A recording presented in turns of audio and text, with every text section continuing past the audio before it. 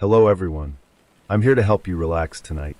I know many of you use this video to fall asleep. So before you get cozy, don't forget to like the video and subscribe to the channel. Also, let me know where you're watching from and what time it is there. I'd love to hear from you. Story 1. The first time the lighthouse screamed, 3 people vanished. And no one in Harrow's Point ever spoke about it again. The fog rolled in thick that night, swallowing the coastline in a slow, suffocating blanket of gray. Fishing boats had already returned to harbor, their crews uneasy despite calm waters. The sea itself wasn't dangerous. It was the lighthouse. Standing at the edge of a jagged cliff overlooking the Atlantic, Graven Rock Lighthouse had guided ships safely for over a century. Its tall, skeletal structure rose above the black cliffs like a watchful guardian. But for the last 14 years, it had been abandoned. Officially, it had shut down after modernization replaced manual beacons with satellite navigation. Unofficially, locals claimed the lighthouse had started transmitting something else. Something no ship should ever follow. Detective Elias Vance had never believed in ghost stories, until he received the call that dragged him back to Harrow's Point. He stepped out of his rental car and stared across the small coastal town, the salty wind tugging at his coat. Wooden houses lined the shoreline, their paint weathered by decades of storms. The docks creaked with every wave that slapped against the pilings. It looked peaceful, too peaceful. Elias adjusted his collar as Sheriff Clara Donnelly approached him across the gravel lot outside the police station. She hadn't changed much since he'd last seen her. Same sharp eyes, same posture that made her look permanently prepared for bad news. "You took your time coming back," she said. Elias offered a tired smile. "You didn't exactly leave this town on good terms with me." Clara crossed her arms. "You left. That's different." Elias glanced toward the ocean. "And yet here I am." Clara nodded once, her expression turning serious. 3 tourists disappeared last night, she said. They were exploring the cliffs near Graven Rock Lighthouse. Elias felt his chest tighten. "And you think it's connected?" Clara didn't answer immediately. Instead, she handed him a folder. Inside were photographs. 3 people stood smiling in front of a weathered motel sign. Samantha Pierce, 29. Jordan Ellis, 31. Theo Ramirez, 28. Vacationers. Out-of-towners. People who didn't know Harrow's Point's rules. Elias flipped to the final photograph. It showed muddy footprints leading toward the lighthouse trail, but none coming back. "They left their car at the trailhead," Clara explained. "Phones found inside. Wallets. Keys. No signs of struggle?" Clara shook her head. "Nothing." Elias closed the folder slowly. "That's not possible," he said. Clara met his gaze. 14 years ago, 6 locals disappeared the exact same way. Elias froze. He remembered. Everyone in town remembered. The night the lighthouse screamed. The night that broke Harrow's Point. Back then, Elias had been a rookie officer. 6 teenagers had gone exploring Graven Rock during a summer storm. Only one had come back, and she'd never spoken again. Elias swallowed. "What about the survivor?" he asked. Clara hesitated. "She died last winter." The words hung heavy between them. "That means we lost the only witness," Elias said quietly. "Not entirely," Clara replied. She pulled out another photograph. This one was older, faded at the edges. It showed a teenage girl standing beside a group of laughing friends. The survivor, Lena Crowhust. Across the photo, written in shaky pen, were 3 words. "The light called US." Elias stared at the handwriting, unease crawling across his skin. "Tell me everything," he said. The lighthouse trail. By late afternoon, Elias stood at the base of the cliff trail leading toward Graven Rock. The fog was already creeping back in, curling around the rocky shoreline below. Waves crashed violently against the cliff face, sending mist spraying upward. Clara walked beside him, flashlight in hand. "No one's been inside the lighthouse since it closed," she said. "Town council sealed it."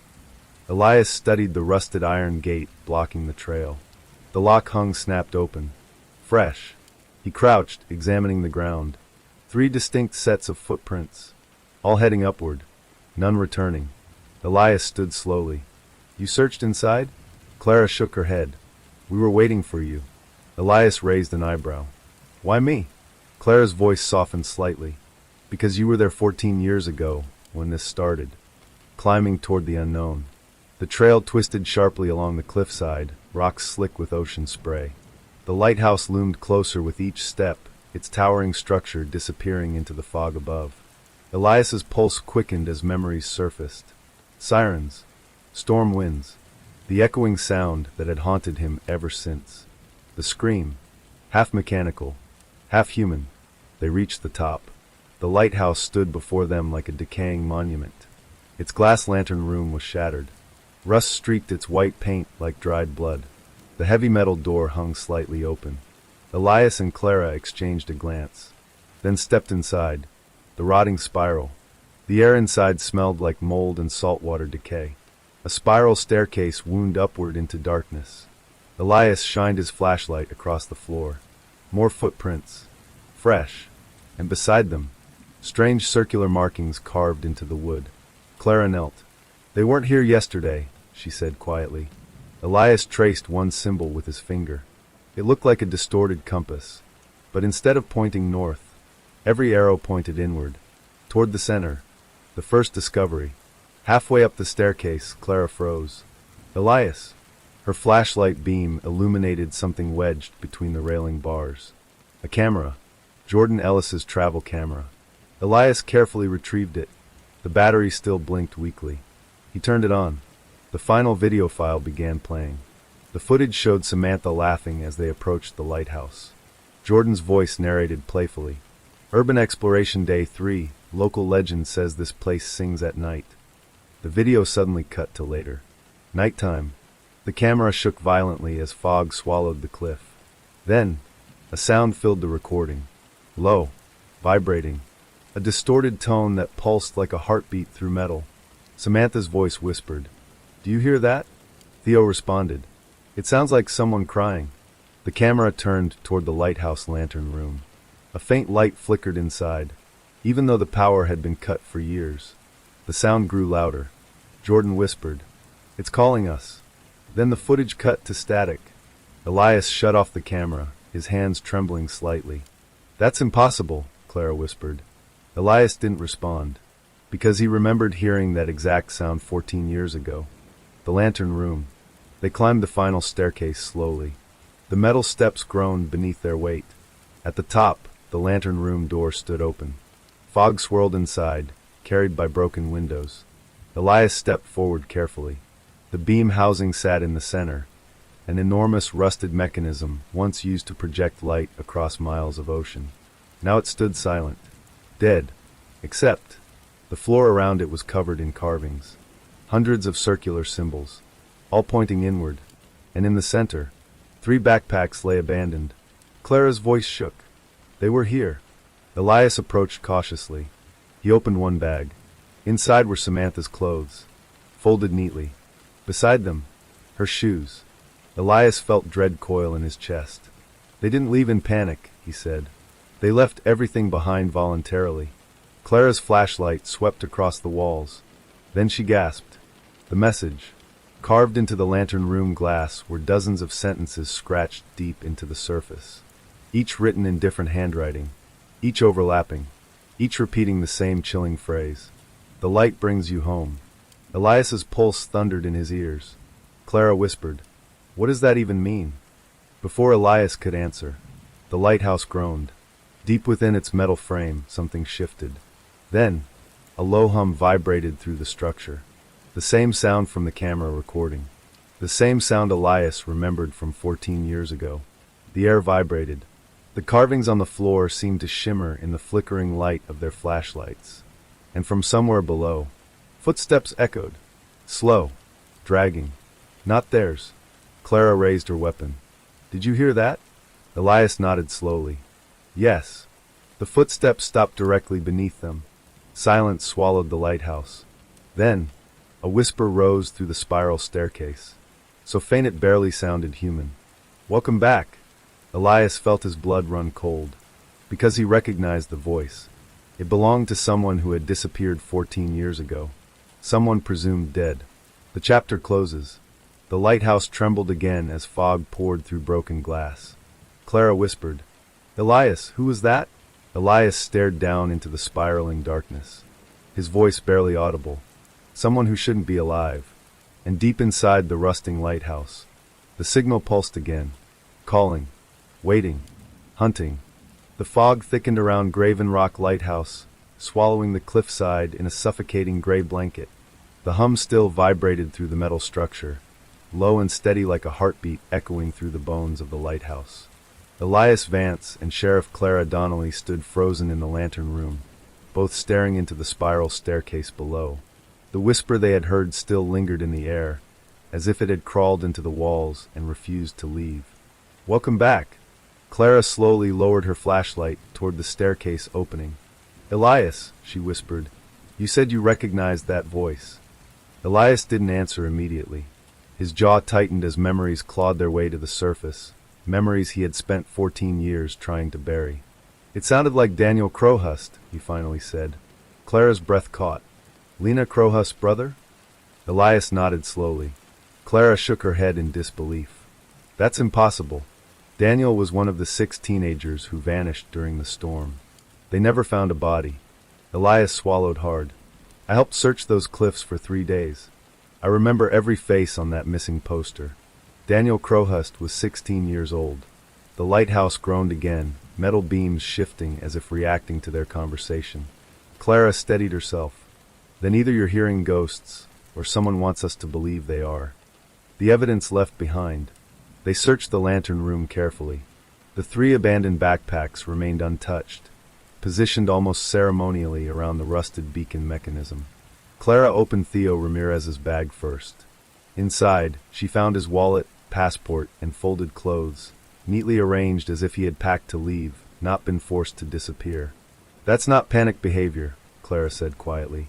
Elias nodded. They prepared to leave their identities behind. He opened Jordan Ellis's backpack. Inside was a small notebook. The final entries were frantic and written with increasingly unstable handwriting. Elias read aloud. "The sound changes when the fog comes. We followed it without realizing. There's something under the lighthouse." Clara looked up sharply. "Under?" Elias flipped to the final page. The words were scratched deeply, as if carved with desperation. "It opens when the light wakes up." Searching the spiral, they descended the staircase slowly, the metal steps echoing under their boots. The humming grew stronger the lower they went, vibrating through the railing and into Elias's palms as he gripped it. Halfway down, Clara stopped. "Look." She shined her flashlight toward the base of the stairwell. The wooden floor below appeared damaged, splintered outward in a circular pattern, as if something heavy had been dragged across it repeatedly. Elias crouched and ran his fingers across the grooves. "These marks aren't random," he said. "They form the same symbol we saw upstairs." Clara stepped closer. "You think there's a hidden entry?" Elias nodded. Jordan's notebook said there was something beneath the lighthouse. And if the circle markings we saw upstairs are part of a pattern, this might be a key. They searched the floor carefully, testing boards and examining joints. After several tense minutes, Elias's flashlight beam caught a rusted metal ring embedded in the wood, barely visible beneath layers of salt and debris. Clara grabbed it. "Help me lift." They pulled together. The wooden panel creaked loudly before sliding aside, revealing a narrow stone shaft descending into darkness. Cold air rushed upward, stale, damp, and smelling faintly of seaweed and decay. Clara whispered, "That was not in any structural blueprint." Elias stared into the opening. "No," he said quietly. "It wasn't meant to be found. The descent." The hidden passage contained an old iron ladder bolted into the stone wall, descending nearly 30 feet into darkness. Clara hesitated. "You're thinking what I'm thinking, right? That if 3 tourists came here and vanished," Elias said, "their trail probably continues down there." Clara took a deep breath and slung her weapon across her shoulder. "Then we go down." Elias followed. Each step downward echoed in the hollow shaft, the humming sound growing louder with every rung. The temperature dropped noticeably, cold moisture clinging to their clothes as seawater dripped steadily from cracks in the stone. When they reached the bottom, they stepped onto a rough stone floor. Their flashlights revealed something that made Clara freeze. The chamber stretched wider than the lighthouse foundation itself, a circular cavern carved directly into the cliffside bedrock, and its walls were covered in carvings. Hundreds of them, The same inward-pointing circular symbol repeated endlessly. The Cavern of Echoes. At the center of the chamber stood an ancient-looking structure, not modern, not part of the lighthouse. It resembled a stone platform surrounded by metal equipment installed decades later. Old wires, rusted generators, and broken radio components formed a chaotic ring around the platform. Elias slowly approached. "This place existed before the lighthouse," he said. Clara scanned the equipment. These machines were installed later, like someone tried to connect the lighthouse to whatever this is. Elias stepped onto the stone platform carefully. The surface was worn smooth, etched with spiraling grooves forming a massive version of the symbol they had seen upstairs. Suddenly, Clara's flashlight caught something near the edge of the cavern. She gasped. The missing tourist's trail. 3 sets of clothes lay folded neatly on the cavern floor. The tourist's clothing. Samantha's red jacket. Jordan's hiking boots. Theo's watch.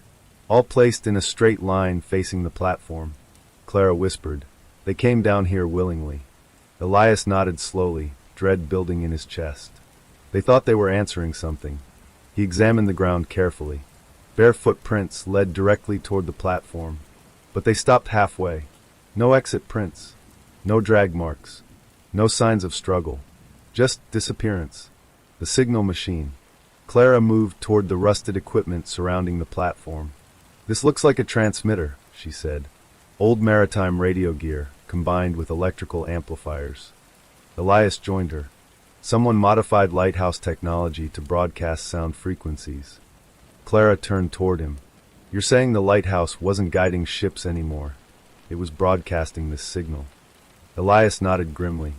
"And whatever frequency they created, it influenced people." Clara swallowed.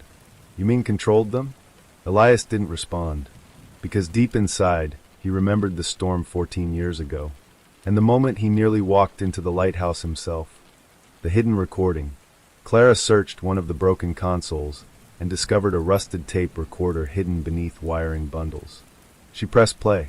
Static filled the chamber before a male voice began speaking, calm, scientific, detached.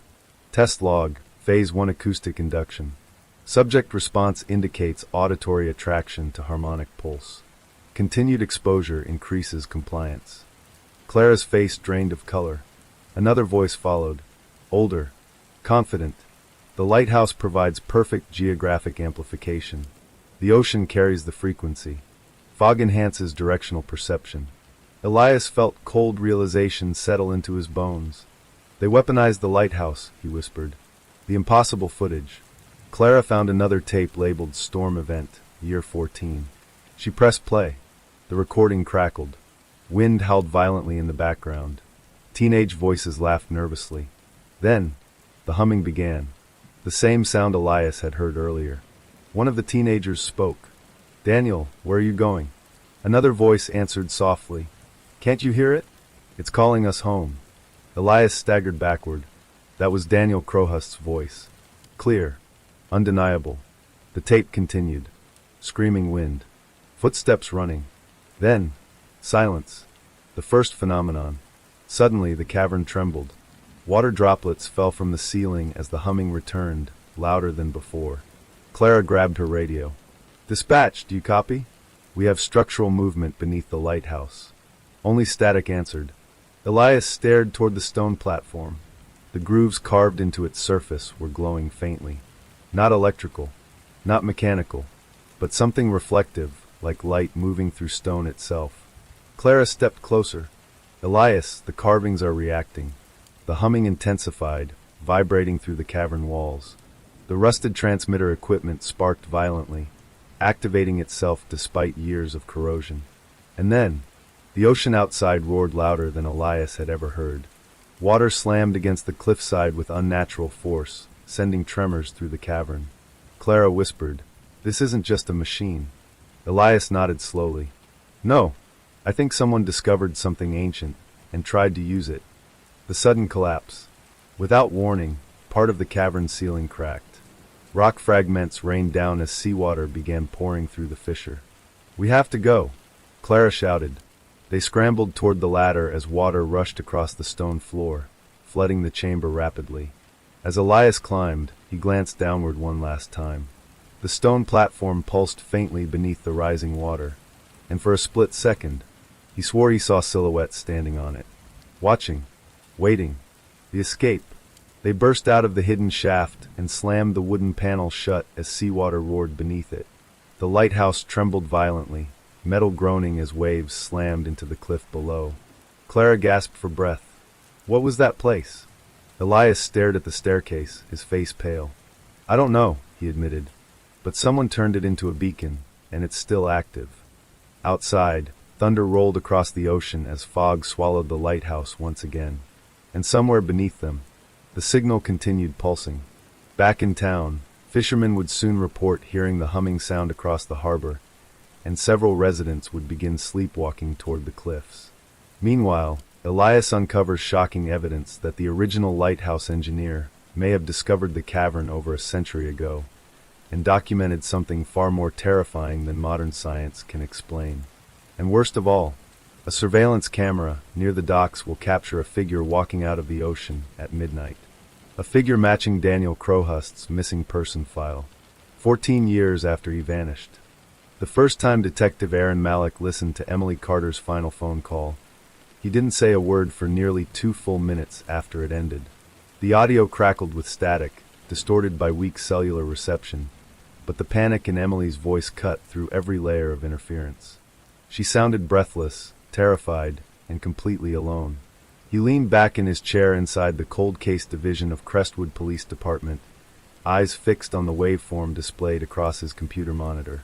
The file had been archived for nearly 7 years, untouched except for routine catalog maintenance. It was labeled simply, Evidence Item #E14, Victim Emergency Call, 10:42 p.m. Aaron pressed play again. Hello? Hello? I need help. Emily's voice trembled, the sound of wind roaring faintly through the receiver. It sounded like she was outside, moving, or running. This is 911. What's your emergency? The dispatcher asked calmly. I think someone's following me, Emily whispered. I'm on Pine Hollow Road, near the old quarry. My car broke down. Aaron's jaw tightened. Pine Hollow Road. Even before reopening the case, he remembered that stretch of asphalt, a narrow, tree-lined road that twisted through miles of abandoned mining land. Poor lighting. Minimal traffic. No nearby businesses. If someone wanted to isolate a victim, it was a perfect hunting ground. The dispatcher asked Emily to stay on the line. Can you see anyone? The operator asked.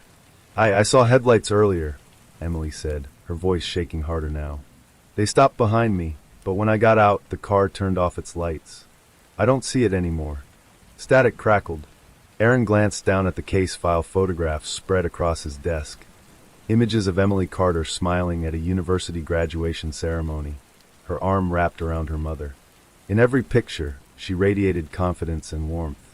A psychology graduate student, 24 years old, no criminal record, no history of risky behavior. Just gone.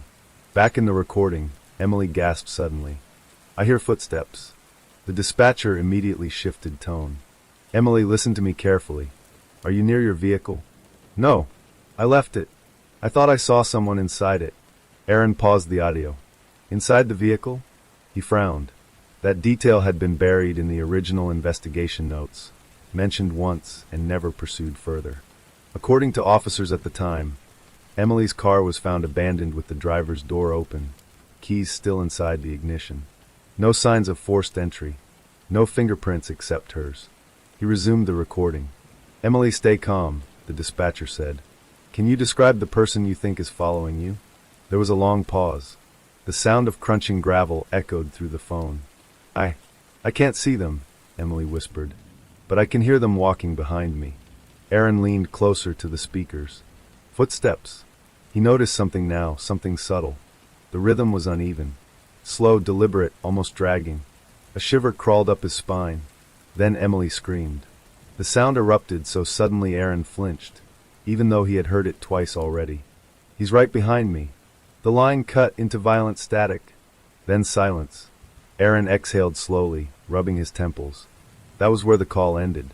No location update. No confirmed sighting. The responding patrol units had arrived 23 minutes later. Too late to find anything except Emily's abandoned car and tire tracks leading away from the roadside. The original investigators concluded she had likely been abducted by an unknown assailant passing through Crestwood. A transient predator, possibly someone from outside the area. Case stalled, eventually shelved. But Aaron didn't believe in coincidences, especially not after what he'd found in the Riverside storage facility. A knock sounded on his office door. Detective Lena Vasquez stepped inside, carrying 2 cups of coffee and a folder thick with freshly printed documents. "Thought you could use this," she said, sliding 1 cup across his desk. Aaron nodded gratefully. "Tell me you found something," he said. Lena dropped the folder in front of him. "I pulled surveillance logs from traffic cameras near Pine Hollow Road the night Emily disappeared," she said. "Most of the footage was corrupted or overwritten, but one camera at the Cedar Bridge intersection still had archived metadata." Aaron raised an eyebrow. "Metadata?" "No full video," Lena said, "but it logged vehicle plate scans." She flipped open the folder and tapped a highlighted line. There were only 3 vehicles recorded entering Pine Hollow Road within an hour of Emily's 911 call. Aaron leaned forward. "Emily's car?" he asked. "Confirmed," Lena said. The second vehicle belonged to a local farm supplier truck. Driver was interviewed back then. Solid alibi. She paused. Aaron felt his pulse quicken. "And the third?" he asked. Lena met his eyes. "A white cargo van." Aaron stared at the plate number printed across the page. It felt strangely familiar. "Registered to who?" he asked. "That's the problem," Lena said quietly. "It wasn't." Aaron looked up sharply. "The registration was fake," she continued. "Stolen plates reported missing from a dealership in Brookdale 2 weeks before Emily vanished." Aaron leaned back in his chair, mind racing. "This wasn't random," he murmured. "No," Lena agreed. "And it gets worse." She turned another page. "I cross-checked that stolen plate report with unsolved missing persons cases across 3 neighboring counties." Aaron's stomach tightened. "And?" Lena slid 3 photographs across the desk. 3 women, all in their 20s. All smiling in snapshots captured before their lives abruptly ended. Every one of them disappeared within 5 miles of Pine Hollow Road over the last decade, Lena said. Aaron swallowed hard. "Why wasn't this connection made before?" he asked. "Because each disappearance was handled by different jurisdictions," Lena replied. "Different detectives, different case files. No centralized database back then." Aaron looked at the photos again, dread pooling in his chest. "This is a pattern," he said. Rain began tapping against the office windows, echoing faintly across the nearly empty police department. It was approaching midnight, and most of the building had gone dark. Aaron gathered the photographs, arranging them in chronological order. 2009, Hannah Doyle. 2012, Rebecca Lane. 2015, Tara Whitfield. 2019, Emily Carter. For disappearances, for unsolved cases, all tied to the same isolated road. "Whoever did this," Aaron said slowly, "he's been operating for years." Lena nodded grimly. "And he stopped after Emily." Aaron frowned. "Or he got smarter," he said. Aaron reopened Emily's file, flipping through witness statements. One in particular caught his attention. A gas station clerk who claimed Emily stopped for fuel approximately 30 minutes before her disappearance. "She seemed nervous," the clerk had said. "Kept checking her rearview mirror." Aaron looked up at Lena. "Did we ever identify the vehicle she thought was following her?" he asked. Lena shook her head. "No confirmed sightings," she said. But the clerk mentioned something interesting. Said Emily asked if there was another route to Crestwood that avoided Pine Hollow Road. Aaron blinked. "She didn't want to drive there," he said. "Exactly." Aaron's gaze drifted back to the photographs, which meant she may have been forced toward that road. At 1:17 a.m., Aaron and Lena drove out to Pine Hollow Road themselves. Fog hung low across the valley, clinging to the dense pine forest surrounding the narrow stretch of pavement. The road twisted sharply, its faded yellow centerline barely visible beneath scattered gravel and fallen branches. Aaron parked near the spot where Emily's car had been found. The area felt wrong. Too quiet. Too still. Lena stepped out first, shining her flashlight toward the treeline. The beam caught thick underbrush and towering pines that blocked nearly all moonlight. "If someone was watching her from here," she said, "she wouldn't have seen them." Aaron nodded, stepping onto the gravel shoulder. He crouched near the ditch where Emily's tire tracks had been documented in old crime scene photos. Time and weather had erased any physical evidence, but he studied the terrain carefully. Something nagged at him. He stood slowly, scanning the surroundings. Then he noticed it. A narrow dirt trail partially hidden behind overgrown shrubs about 30 feet from the roadside. "Lena," he called quietly. She turned. "Look at this." They approached the trail cautiously. It sloped downward into the forest, barely wide enough for a vehicle but clearly worn by repeated use. Aaron shined his flashlight across the ground. Tire impressions. Faint, but visible beneath layers of dried mud. "Someone's been driving through here," Lena whispered. Aaron followed the trail with his eyes as it disappeared deeper into the woods. "Where does it lead?" he asked. Lena checked her tablet, pulling up satellite maps. "There's nothing officially marked," she said. "But about half a mile in, there used to be an old quarry maintenance road. It's been abandoned since the mines shut down." Aaron's pulse quickened. "Let's go." They walked slowly down the trail, flashlights cutting through thick fog. The forest swallowed sound, leaving only the crunch of leaves beneath their boots. After nearly 10 minutes, the trail opened into a clearing. And there it stood, an old, rusted metal gate chained across a gravel driveway. Beyond it, barely visible through the mist, was a dilapidated warehouse structure. Aaron's breath caught. "This place isn't in the original case file," he said. Lena stepped closer to the gate, examining the chain. "It's newer than the building," she said. Aaron scanned the ground. Fresh tire tracks. Not years old. Recent. Very recent. He felt adrenaline surge through his veins. "Someone's still using this place," he said. Suddenly, a faint metallic clang echoed from somewhere inside the warehouse. Both detectives froze. Lena slowly unholstered her service weapon. Aaron did the same. They exchanged a tense glance. Then another sound followed, a dull scraping noise, like something heavy being dragged across concrete. Aaron's voice dropped to a whisper. "We need backup," he said. Lena nodded, already reaching for her radio. But before she could speak, a faint glow flickered inside one of the warehouse windows, a dim yellow light switching on briefly, then off again. Aaron felt his heart slam against his ribs. Someone was inside, and they knew the detectives were there. The forest behind them suddenly erupted with the roar of an engine. Both detectives spun around. Headlights burst through the fog from the trail they had just walked down, bright, blinding, racing straight toward them. "Move!" Aaron shouted. The vehicle accelerated. A white cargo van barreled through the brush, smashing through branches as it sped toward the clearing. Lena dove sideways, barely clearing the gate as the van screeched to a halt just yards away. The driver's door swung open. A figure stepped out, tall, broad-shouldered, face hidden behind darkness. Aaron raised his weapon. "Police! Don't move!" The figure paused, then smiled. Aaron couldn't see the expression clearly, but he felt it. Cold, mocking. And before either detective could react, the man turned and sprinted toward the warehouse, disappearing through a side entrance as alarms began blaring from inside the building. Aaron cursed under his breath. "He's running!" They rushed toward the gate, and realized too late it was locked from the inside.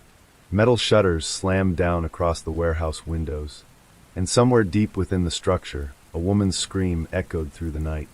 Aaron stared at the sealed building, dread gripping his chest. For the first time since reopening Emily Carter's case, he knew one thing with absolute certainty.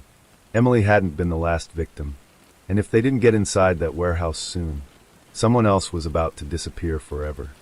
The scream still echoed in Aaron Malick's ears long after it stopped. For a moment, the clearing fell into suffocating silence, broken only by the sharp wail of an automated alarm system echoing from inside the abandoned warehouse.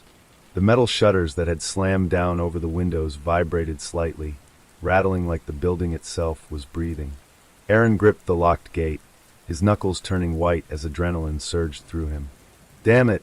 he shouted, rattling the chain violently. Lena was already speaking rapidly into her radio. "Dispatch, this is Detective Vasquez. We need immediate tactical backup at the old Crestwood Quarry warehouse. Possible active abduction in progress. Suspect fled inside the structure. Repeat, active situation." Static crackled before dispatch responded. Backup units are en route. Estimated arrival, 8 minutes. Aaron cursed under his breath. 8 minutes could mean life or death. He stepped back, scanning the perimeter, his mind racing. The warehouse sat in the middle of a wide gravel lot surrounded by dense pine forest. The only visible entrance was the large sliding metal door at the front, currently sealed shut. But Aaron knew buildings like this always had secondary access points. "Check the east side," he said, already moving along the fence line. "There has to be another way in." The fog thickened as they circled the perimeter, their flashlights slicing through swirling mist. The warehouse structure loomed above them, rusted steel siding, shattered roof panels, and long streaks of water damage running down its walls like dried tears. Aaron's boots crunched across gravel as he scanned for weak spots in the fencing or alternate doors. Then Lena stopped abruptly. "Aaron here." He turned. She stood near a collapsed section of fencing partially hidden by overgrown brush. The wire had been cut cleanly, not broken by age or weather. "Recently cut." Aaron crouched, inspecting the sharp edges. "Bolt cutters," he muttered. He pushed through the opening cautiously, weapon raised. Lena followed close behind. They approached a smaller service door near the rear of the warehouse. The door was slightly ajar, swaying faintly in the wind. Aaron exchanged a tense glance with Lena. "You ready?" he whispered. She nodded, tightening her grip on her pistol. Aaron nudged the door open slowly. The smell hit them first. A thick, metallic odor mixed with mold and chemical residue. The air inside felt damp and stale, like the building had trapped decades of decay within its walls. Aaron stepped inside carefully, his flashlight beam sweeping across cracked concrete floors and rows of abandoned industrial equipment. The alarm system blared overhead, a shrill, looping siren that echoed violently through the cavernous interior. "Where is that coming from?" Lena asked, shouting over the noise. Aaron scanned the ceiling. "Motion sensors, probably." He armed the place. They moved deeper inside, their footsteps echoing through the vast open space. Rusted conveyor belts and broken machinery formed a maze of shadows, creating countless hiding places. Then Aaron heard it, a faint thumping sound, rhythmic, weak, like someone pounding against a surface. He froze, raising a hand to signal Lena to stop. "Do you hear that?" he whispered. She tilted her head, focusing past the alarm's shriek. Then she nodded. "It's coming from below us." Aaron spotted a stairwell at the far end of the warehouse floor, partially concealed behind stacked wooden pallets. The metal railing was corroded and unstable, but the steps themselves looked reinforced, newer than the rest of the building. They approached cautiously. The pounding sound grew louder, followed by a muffled cry. Aaron's heart slammed against his ribs. "There's someone down there," he said. Lena nodded grimly. "Then we don't wait." The stairwell descended into darkness. Their flashlights illuminated concrete walls stained with water and age. The temperature dropped noticeably as they reached the lower level. And then they saw it. A reinforced steel door at the bottom of the stairs, modern, heavy-duty, with a keypad lock mounted beside it. The pounding sound was coming from behind it. Aaron tried the handle. Locked. Lena immediately raised her weapon, stepping back. "Move," she said. Aaron stepped aside.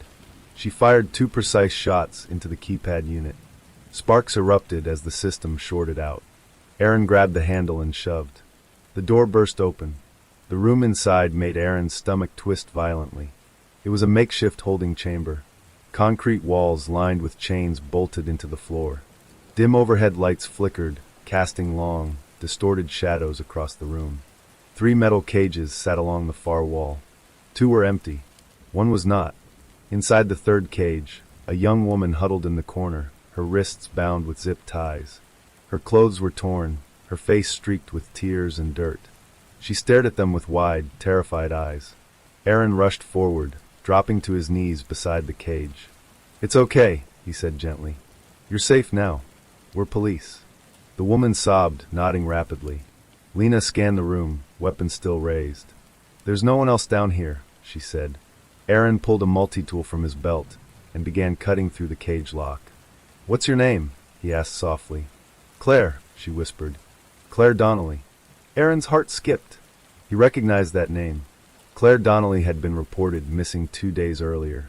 Once freed, Claire collapsed into Aaron's arms, shaking uncontrollably.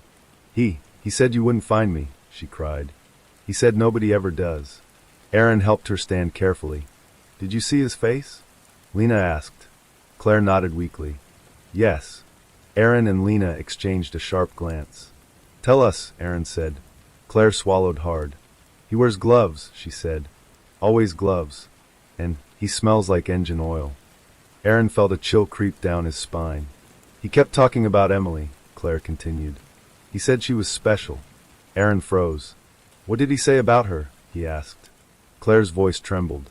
He said she fought harder than the others. Suddenly, the warehouse lights above flickered violently. Then went dark. The alarm system cut off mid-siren. Silence swallowed the building. Lena stiffened. He killed the power, she whispered. Aaron's pulse raced. He's still here. Footsteps echoed somewhere above them. Slow, measured, deliberate. The exact same uneven rhythm Aaron had heard in Emily's final 911 call. Claire gasped, clutching Aaron's arm. That's him, she whispered. Aaron guided her toward the stairwell. Lena, get her out. Take her to the perimeter and meet incoming units. What about you? Lena asked. Aaron reloaded his weapon. I'm ending this. Lena hesitated only briefly before nodding. Don't be a hero, she said quietly. Aaron gave a tight nod. I'll be smart instead. She helped Claire toward the stairs, disappearing into the darkness above. Aaron remained in the basement chamber alone, listening. The footsteps continued pacing across the floor overhead. He moved slowly toward the stairwell, every muscle in his body tense. As he reached the top step, he killed his flashlight and relied on faint moonlight filtering through broken roof panels. The warehouse floor had transformed into a maze of shadows. Then he saw movement, a silhouette slipping between rows of machinery. Aaron raised his weapon. Police, he shouted. You're surrounded. The figure paused briefly, then laughed. Low, cold, mocking. You're too late, detective, the man called from the darkness. Aaron's breath caught. You know who I am, he demanded. Oh, I've known for years, the voice replied. Aaron's grip tightened on his weapon. What do you mean? The man stepped partially into the moonlight. Aaron still couldn't see his face, only the outline of a tall frame and gloved hands resting casually at his sides. You reopened Emily Carter's case, the man said calmly. You just couldn't let her stay buried, could you? Aaron felt anger flare inside him. You murdered her, he said. The man tilted his head. Murder is such an ugly word, he said softly. I prefer preservation. Aaron's stomach churned. Where are the others? He demanded. The man smiled faintly. Aaron could hear it in his voice. Safe, he said. Forever remembered. Unlike most people. Aaron stepped forward slowly. You're done, he said. The man chuckled. No, detective. I'm just getting started. Suddenly, the sound of sirens pierced the forest outside, backup units arriving. The man's posture stiffened slightly. Then he reached into his jacket. Aaron tensed. But instead of pulling a weapon, the man tossed something onto the concrete floor between them. A small object skidded toward Aaron's feet. Aaron glanced down. A flip phone. Old model. He looked back up, but the man was already moving, sprinting toward the far end of the warehouse where a large emergency exit door burst open into the forest. Aaron fired one warning shot. The man didn't stop. By the time Aaron reached the exit, the suspect had vanished into the dense fog and pine trees beyond. Backup officers flooded the clearing seconds later, but the killer was gone. Again, Aaron stood in the doorway, breathing heavily, staring into the dark forest. Then he looked down at the phone lying in his hand. The screen flickered to life automatically. One saved contact appeared. Emily. Aaron's blood ran cold. He opened the message inbox. There was only one unread text. Sent exactly 7 years ago.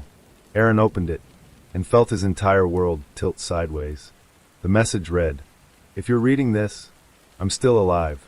Aaron Malik stared at the glowing screen, his pulse hammering in his ears as the words burned into his mind. If you're reading this, I'm still alive. The warehouse behind him buzzed with activity. Officers flooded the building, paramedics escorted Claire Donnelly to an ambulance, and crime scene technicians began documenting the basement chamber. But all of it faded into background noise. Aaron couldn't tear his eyes away from the phone. 7 years ago, Emily Carter's disappearance had defined his career, defined his failures, defined the sleepless nights and obsession that had slowly eaten away at his personal life. He had followed every lead, chased every witness, hunted every rumor. And now this. Malik! Lena Vasquez jogged toward him, breath fogging in the cold night air. She stopped short when she saw his expression. "What happened?" she asked. Aaron silently handed her the phone.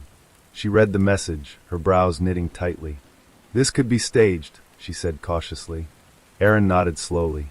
"Or it could be real." They moved toward Lena's unmarked SUV, stepping away from the chaos of flashing lights and police radios. The forest around the quarry rustled softly in the wind, like it was eavesdropping. Lena examined the phone carefully. "No modern tracking hardware," she said. "No recent data activity either. This thing is ancient." Aaron leaned against the vehicle, rubbing his jaw. "Emily disappeared in 2019, he said. "Her phone was never recovered. Could this be hers?" Aaron hesitated. "It's the same model she owned," he said quietly. Lena glanced up. "You sound like you already believe it." Aaron didn't answer. Minutes later, tech analyst Jordan Pike arrived on scene with portable forensic equipment. Young, brilliant, and annoyingly cheerful under pressure, Jordan immediately went to work extracting data from the device. Aaron and Lena watched silently as Jordan connected the phone to his laptop. "Okay," Jordan muttered, scanning through system files. "This is weird." "How weird?" Lena asked. Jordan turned the screen toward them. "The phone hasn't connected to a cellular network in 7 years, he said. "But it's been powered on intermittently." Aaron frowned. "Intermittently how?" Jordan pulled up a timeline. "Every year. Same date. Same time. Exactly midnight on October 14th. Aaron felt a chill crawl up his spine. "That's the night Emily disappeared," he whispered. Jordan nodded. "And there's more." He clicked into the messaging log. "This message you found? It was drafted the night she vanished, but it wasn't sent until tonight." Lena stiffened. "Meaning someone accessed the phone recently." "Exactly," Jordan confirmed. Aaron's thoughts raced. "He's been keeping it," Aaron said. "Keeping it as a trophy." Lena crossed her arms. "Or as leverage." By dawn, Aaron and Lena returned to Crestwood Police Department headquarters. The building buzzed with tension as news of the warehouse discovery spread through the department. Captain Morales waited in Aaron's office, arms folded tightly across her chest. "I want answers," she said bluntly. Aaron placed the phone on his desk. "You're looking at them." She picked it up carefully, reading the message. Her expression hardened. "You think Carter is alive?" "I think the killer wants us to believe she might be," Aaron replied. Morales exhaled slowly. "Either way, this changes everything." Jordan burst into the office moments later, excitement radiating off him. "I found something else," he said, slightly breathless. He plugged his laptop into the wall monitor. The screen displayed a series of encrypted image files recovered from the phone's storage. "Most of these are corrupted," Jordan explained, "but I managed to reconstruct one." He clicked open the file. The room fell silent. The image was grainy, dark, taken inside a confined space. It showed a woman sitting on a concrete floor, hands bound, face partially obscured by shadow. Aaron stepped closer, his breath caught. "It's her," he whispered. The timestamp at the bottom of the photo read, October 14th, 2019, 11:57 p.m. 3 minutes before Emily's disappearance was reported. Lena leaned closer to the screen. "She looks injured," she said. Aaron nodded. "And terrified." Jordan pointed to the background of the image. "There's something else," he said. I enhanced the lighting. The image sharpened slightly. Behind Emily, etched faintly into the wall, was a symbol. Aaron recognized it instantly. A spiral shape, with a single dot at the center. The same symbol found in the Crestwood warehouse basement. Morales leaned forward slowly. "You're telling me this guy has been operating for 7 years?" "Longer," Aaron said quietly. "If Emily wasn't his first victim." By mid-morning, missing persons reports spanning the last decade were pulled from state databases. Lena and Aaron sat side by side in the conference room, scanning through files. "Look at this," Lena said, sliding a folder toward him. Aaron opened it. Name, Tara Whitmore. Missing since 2016. Last seen Gas station outside Crestwood. Case status, cold. Aaron flipped through the photos. Tara wore a small pendant necklace shaped like a spiral. Aaron's stomach tightened. Another one, he murmured. They pulled more files. Each victim shared subtle similarities. A female, age 18 to 30, a last seen alone, disappeared near industrial or forested areas. Some photographed wearing spiral jewelry or tattoos. Aaron leaned back slowly. He's selecting them, he said. Based on the symbol? Lena asked. Aaron nodded grimly. This isn't random. Later that afternoon, Claire Donnelly was stable enough to give a full statement at the hospital. Aaron and Lena sat beside her bed as she nervously twisted the blanket in her hands. He talked to you? Lena asked gently. Claire nodded. He liked to talk, she said softly. Said it helped him remember them. Aaron exchanged a glance with Lena. Remember who? He asked. Claire swallowed. The girls before me. Aaron leaned forward. Did he ever mention Emily Carter? Claire hesitated. Yes, she whispered. He said she was his masterpiece. Aaron's jaw tightened. What does that mean? Claire's eyes filled with tears. He said she survived longer than any of them. The room fell into stunned silence. Aaron felt his pulse hammering violently. Did he say if she was still alive? Lena asked carefully. Claire nodded slowly. He said she still sings. Aaron's heart stopped. Sings, he repeated. Claire wiped her eyes. He said he keeps her somewhere quiet, where he can hear her voice when he needs peace. That night, Aaron sat alone in his apartment, the phone lying on the kitchen table in front of him. The glow from its screen reflected in his tired eyes. He opened the message again. If you're reading this, I'm still alive. He stared at the timestamp, his mind replaying every moment of Emily's case. Every search party, every interview, every dead end. He had attended her memorial service, watched her parents bury an empty coffin, promised himself he would never stop searching. And now, this message suggested he might have failed her in a completely different way. The phone vibrated suddenly. Aaron froze. He stared at the screen as it lit up. Incoming message. Unknown sender. His hand trembled slightly as he opened it. The text read, "You're getting closer, detective."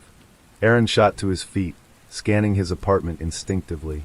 Another message appeared instantly. "But you still don't understand the rules." Aaron grabbed his jacket and gun, adrenaline surging through him. A third message appeared. "Come alone tomorrow night." His pulse pounded.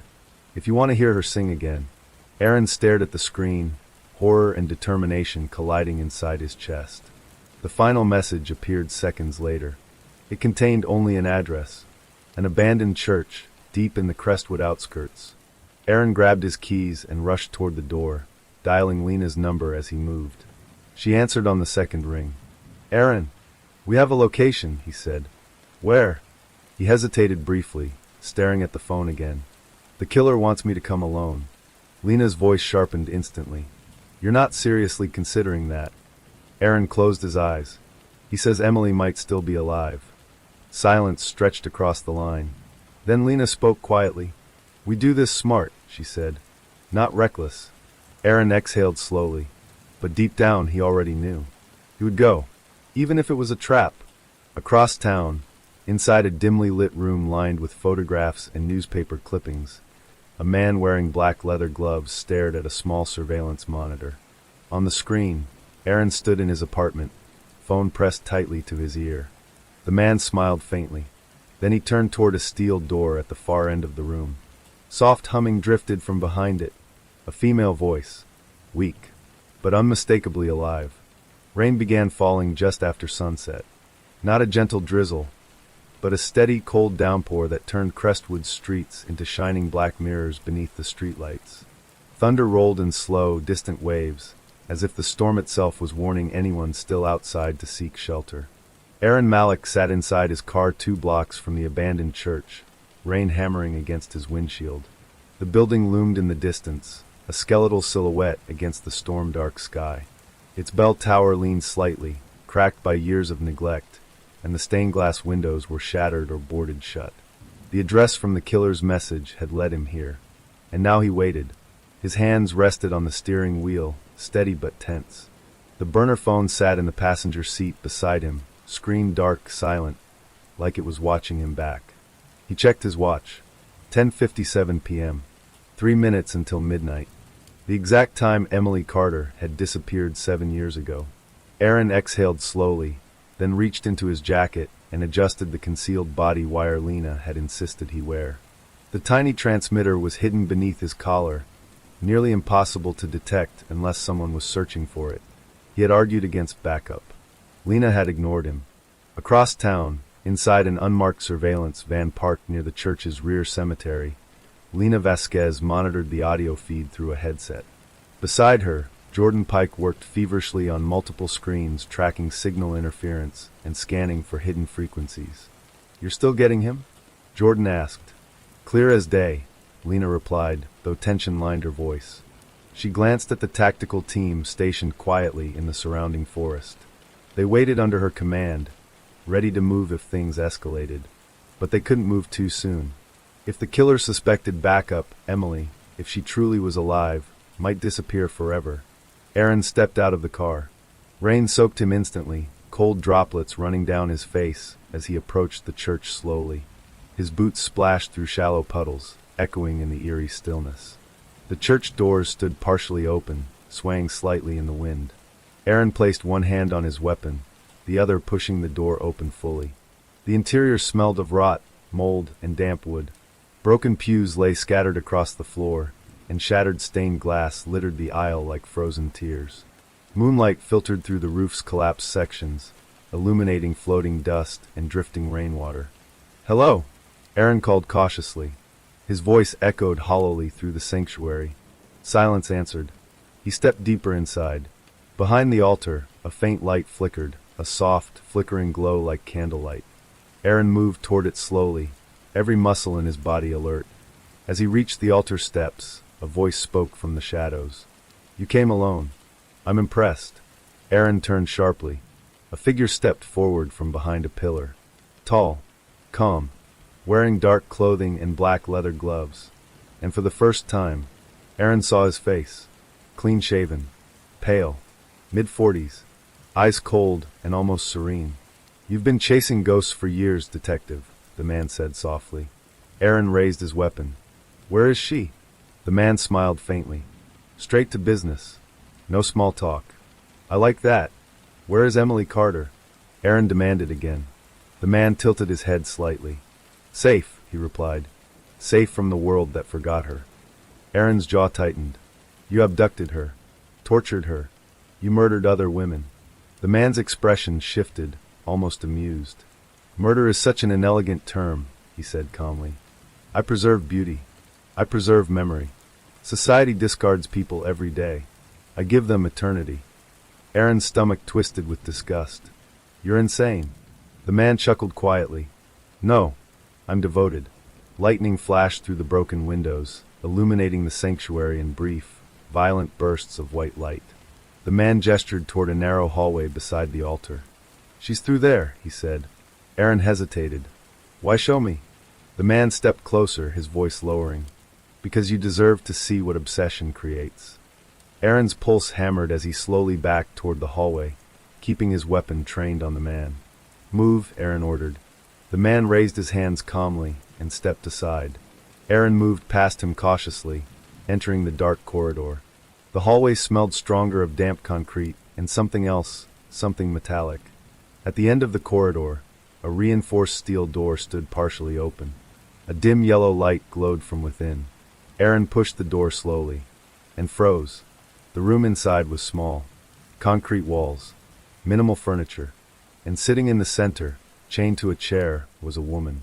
Her hair was longer now, darker with age and neglect. Her face thinner, pale, fragile, but unmistakable. Emily Carter. Aaron's breath left his lungs. "Emily," he whispered. Her head lifted slowly at the sound of his voice. Her eyes blinked, unfocused at first, then widening slightly as recognition sparked. "Aaron," she whispered hoarsely. Emotion slammed into him like a physical blow. He rushed forward, dropping to his knees beside her. "It's me," he said, voice breaking. "I'm here."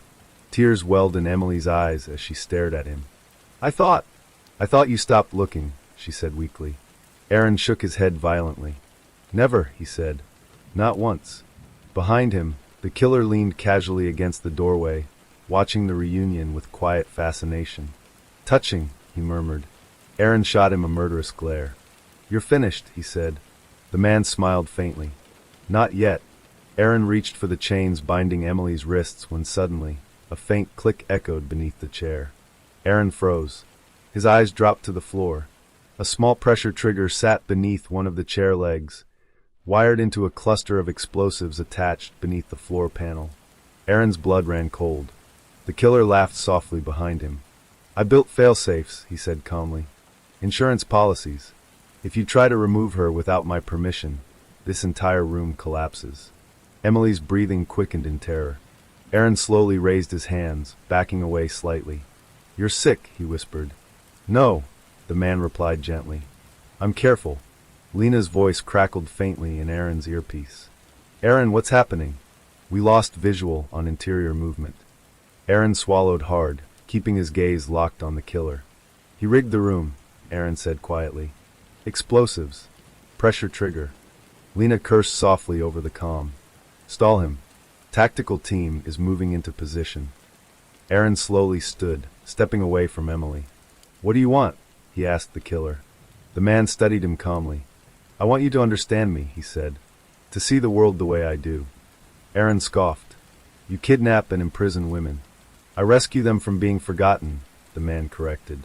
Aaron clenched his fists. You're delusional. The man sighed. Perhaps, he admitted. But tonight isn't about debate. It's about legacy. He stepped closer. I followed your career, Aaron, he continued. Your obsession with Emily mirrors my own devotion. Aaron's anger flared. I wanted to save her. And I wanted to keep her, the man replied calmly. Sirens wailed faintly in the distance outside the church. The killer's eyes flicked toward the sound. You brought backup, he said softly. Aaron said nothing. The man smiled faintly. Predictable. He reached into his jacket. Aaron tensed, raising his weapon.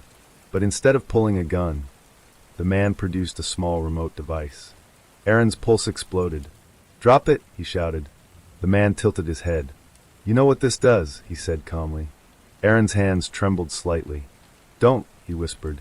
The man looked past Aaron directly at Emily. I'm sorry, he said gently.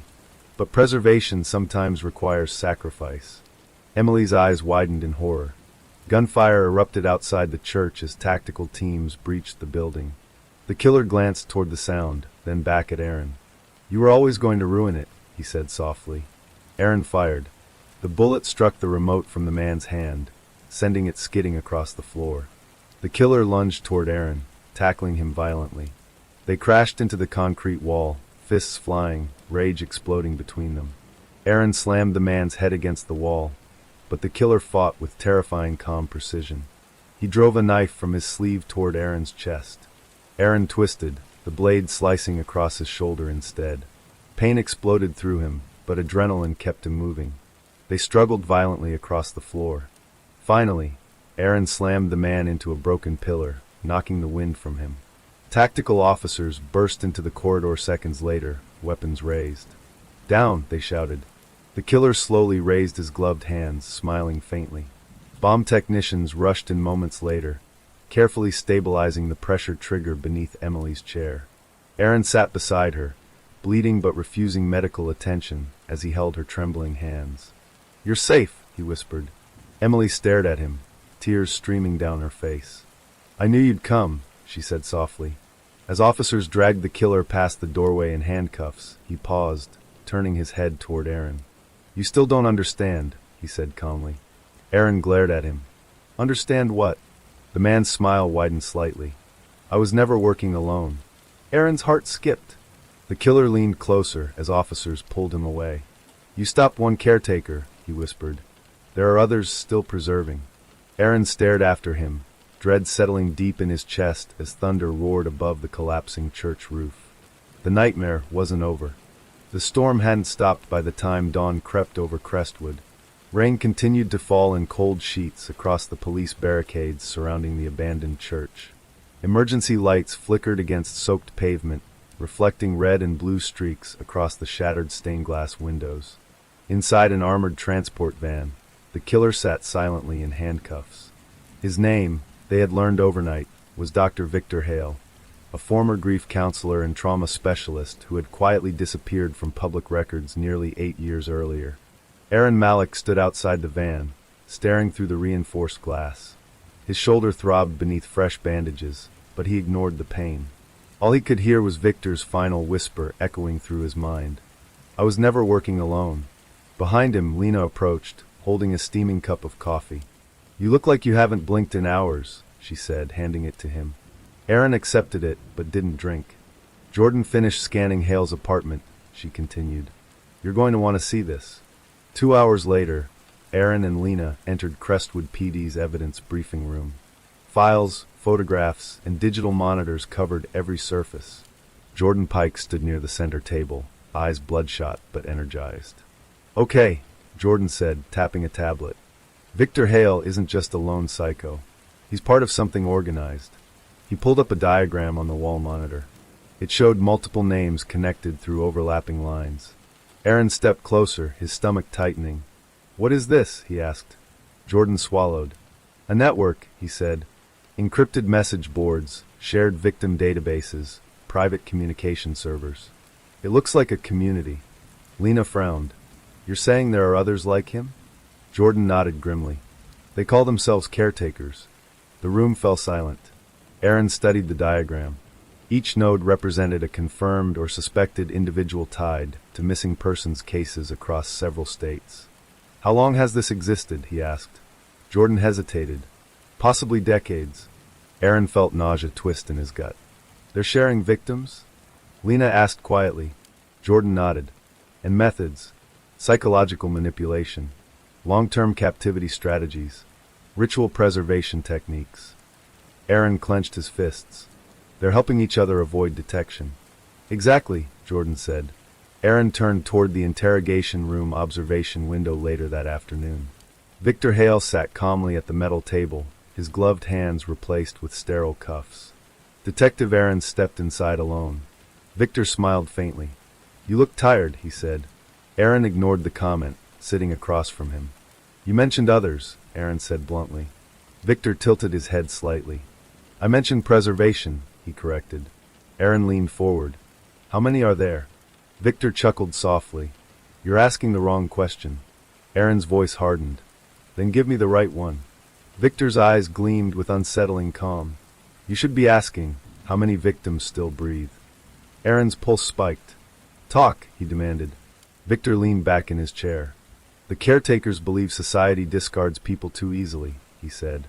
"Runaways, missing persons, forgotten daughters. We rescue them from oblivion." Aaron's hands trembled slightly with rage. "You imprison them." "We protect them," Victor corrected softly. Aaron slammed his fist on the table. "You tortured them." Victor's expression didn't change. "Some caretakers lose their way," he admitted. "But the philosophy remains pure." Aaron forced himself to stay controlled. "Names," he demanded. "Locations. Give them to me." Victor studied him carefully. "You've already met one," he said quietly. Aaron froze. "What?" Victor smiled faintly. "You trusted her." Aaron's heart skipped violently. "Who?" he demanded. Victor simply leaned back, silent. Hours later, Aaron sat in the evidence room, replaying Victor's words over and over. "You trusted her." He stared at the network diagram Jordan had built. Each caretaker was labeled with limited data, aliases, and suspected locations. Aaron's eyes drifted across the names. Doctors, social workers, teachers, therapists, people whose professions gave them access to vulnerable individuals. Victor recruited them through grief support groups, Jordan explained, entering the room. He targeted professionals who dealt with trauma daily. Aaron nodded slowly. "People who believed they were helping," he said. "Exactly," Jordan confirmed. "He radicalized them through shared ideology." Aaron swallowed hard. "How many are active?" Jordan hesitated. "At least 9 confirmed," he said quietly. "Possibly more." Meanwhile, Emily Carter remained under heavy protection in Crestwood General Hospital. 7 years of captivity had left her physically weakened and emotionally fragile. Aaron visited her room that evening. She sat by the window, wrapped in a hospital blanket, watching rain slide down the glass. "You look better," Aaron said gently. Emily turned toward him, offering a faint smile. I feel real again, she said softly.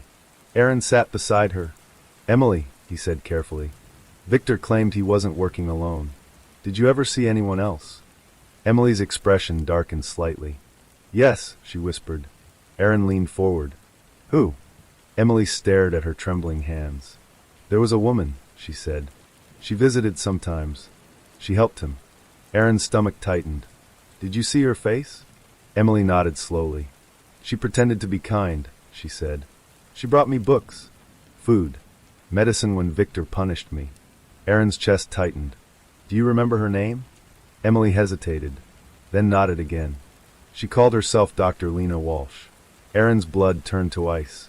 Dr. Lena Walsh, Crestwood's leading trauma psychologist, and a frequent consultant for missing persons investigations. Aaron stood abruptly, heart pounding. Are you sure? He asked. Emily nodded weakly. She wore the same spiral pendant Victor had, she said. He called her his most loyal caretaker. Aaron left the hospital in a daze. Rain still poured across the parking lot as he reached his car. His hands trembled as he gripped the steering wheel. Lena Walsh. He had worked with her personally on 3 cases, trusted her psychological profiles, shared confidential details. His phone buzzed. It was Lena Vasquez. Aaron, we have a lead, she said. Victor's encrypted files just decrypted a partial location tag. It matches a private therapy retreat outside Crestwood. Aaron swallowed. Who owns it? He asked quietly. Lena paused. Dr. Lena Walsh. Thunder cracked overhead as Aaron sped toward the department. Inside headquarters, tactical teams scrambled into preparation mode. Maps of Walsh's retreat facility covered the operations room walls. Surveillance drones displayed aerial views of the isolated mountain property. She has underground structures, Jordan explained, pointing to heat signatures beneath the main building. Multiple life signs. Aaron's chest tightened. How many? He asked. Jordan swallowed.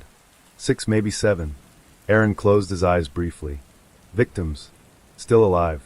Lena Vasquez approached him quietly. You okay? She asked. Aaron nodded stiffly. We take her down tonight, he said. Lena studied him carefully. You worked with her, she said. You sure you're ready for this? Aaron's expression hardened. I trusted her, he said. That ends now. As tactical units loaded into armored vehicles outside, Aaron stood beneath the station's awning, rain pouring around him. He replayed every conversation he'd ever had with Lena Walsh. Every calm reassurance she had given victims' families. Every professional smile. Every piece of advice she had offered investigators. All lies. High above Crestwood, inside a secluded mountain retreat surrounded by dense pine forest, Dr. Lena Walsh stood in a softly lit observation room. Multiple surveillance screens displayed news coverage of Victor Hale's arrest. She sipped tea calmly as she watched the footage. Behind her, a reinforced steel hallway led to several locked rooms. Faint voices drifted through the corridor. Whispers. Crying. Soft singing. Lena Walsh set her cup down gently. They're coming, she murmured to herself. She walked toward a control panel mounted on the wall and pressed a series of coded buttons. Red emergency lights flickered on inside the underground facility. Automatic locks engaged. Sedation gas systems activated quietly within each holding chamber. Walsh smiled faintly. If they want to find my preserved memories, she whispered, they'll have to dig through graves first. Outside, armored police convoys sped toward the mountain road as lightning split the sky. Aaron Malik sat in the lead vehicle, jaw clenched, eyes burning with cold determination. This time, he wasn't just hunting a killer. He was hunting a network, and the night was far from over. The mountain road twisted through dense pine forest like a black serpent, slick with rain and mud. Police convoy lights sliced through the storm as armored vehicles crawled toward the isolated therapy retreat perched on the mountain ridge. Aaron Malik sat in the front passenger seat of the lead tactical vehicle, staring at the aerial blueprint displayed on a tablet in his lap.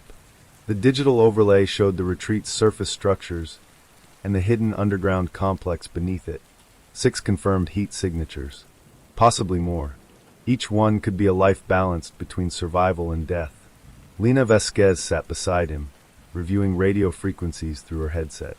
Tactical teams Alpha and Bravo are in position, she said.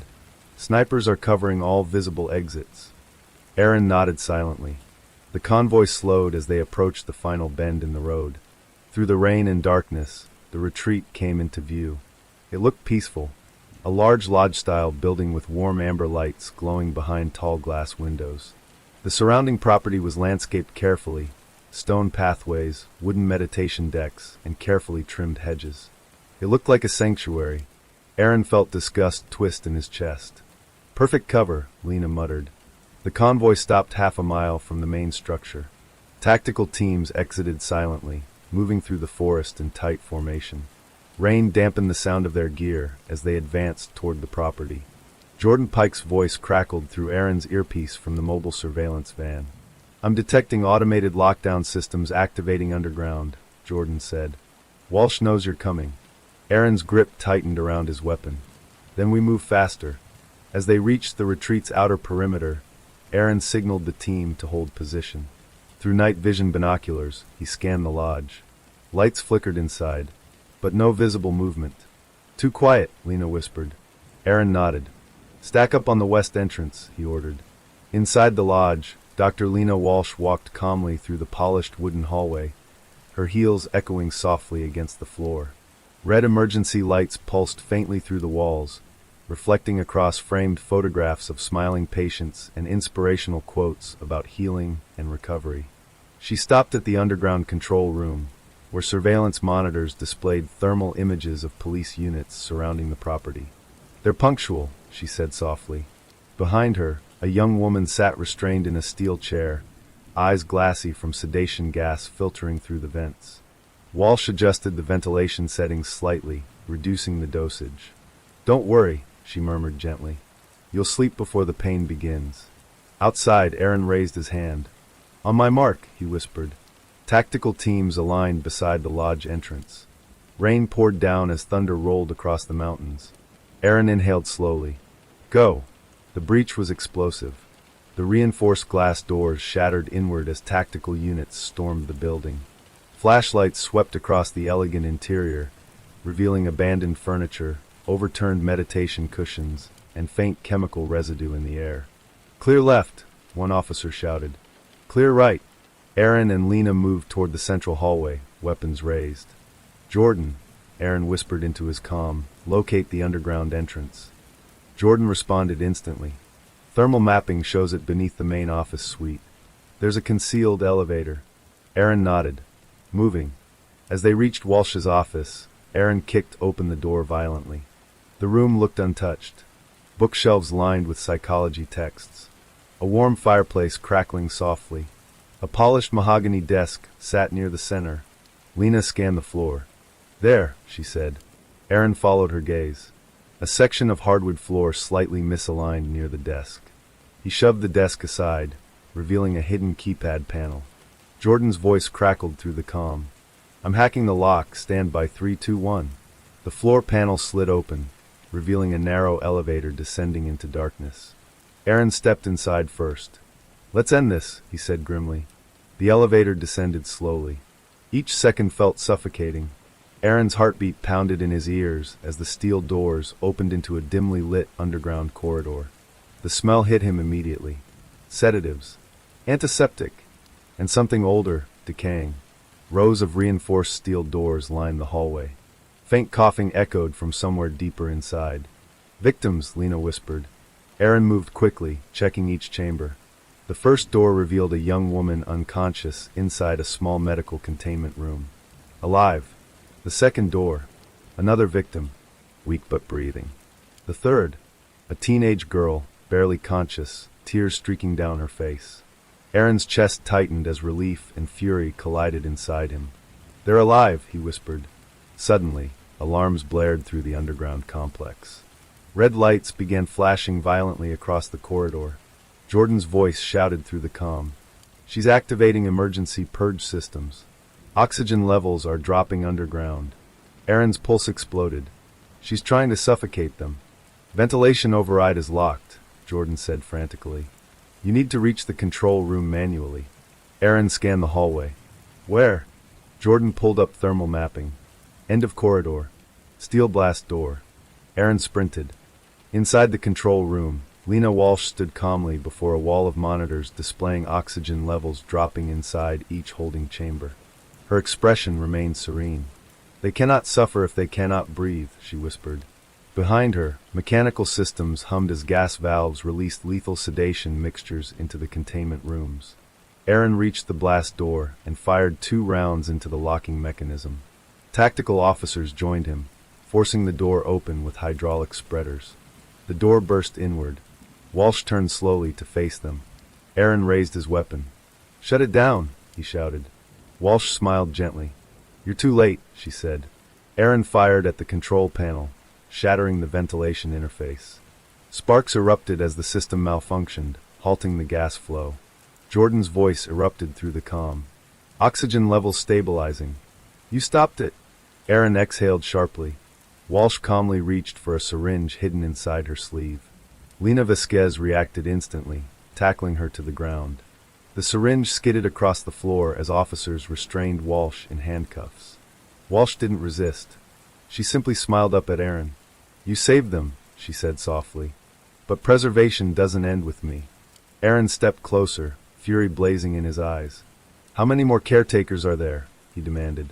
Walsh chuckled quietly. "You already know," she said. "We are everywhere grief exists." Medics rushed underground as officers began evacuating victims one by one. Stretchers filled the corridor as oxygen masks were placed over fragile faces. Aaron stood in the control room doorway, watching survivors carried past him. 6 women. 6 lives stolen for years. 6 stories waiting to be told. As Walsh was escorted past him, she leaned closer. "You trusted me too," she whispered.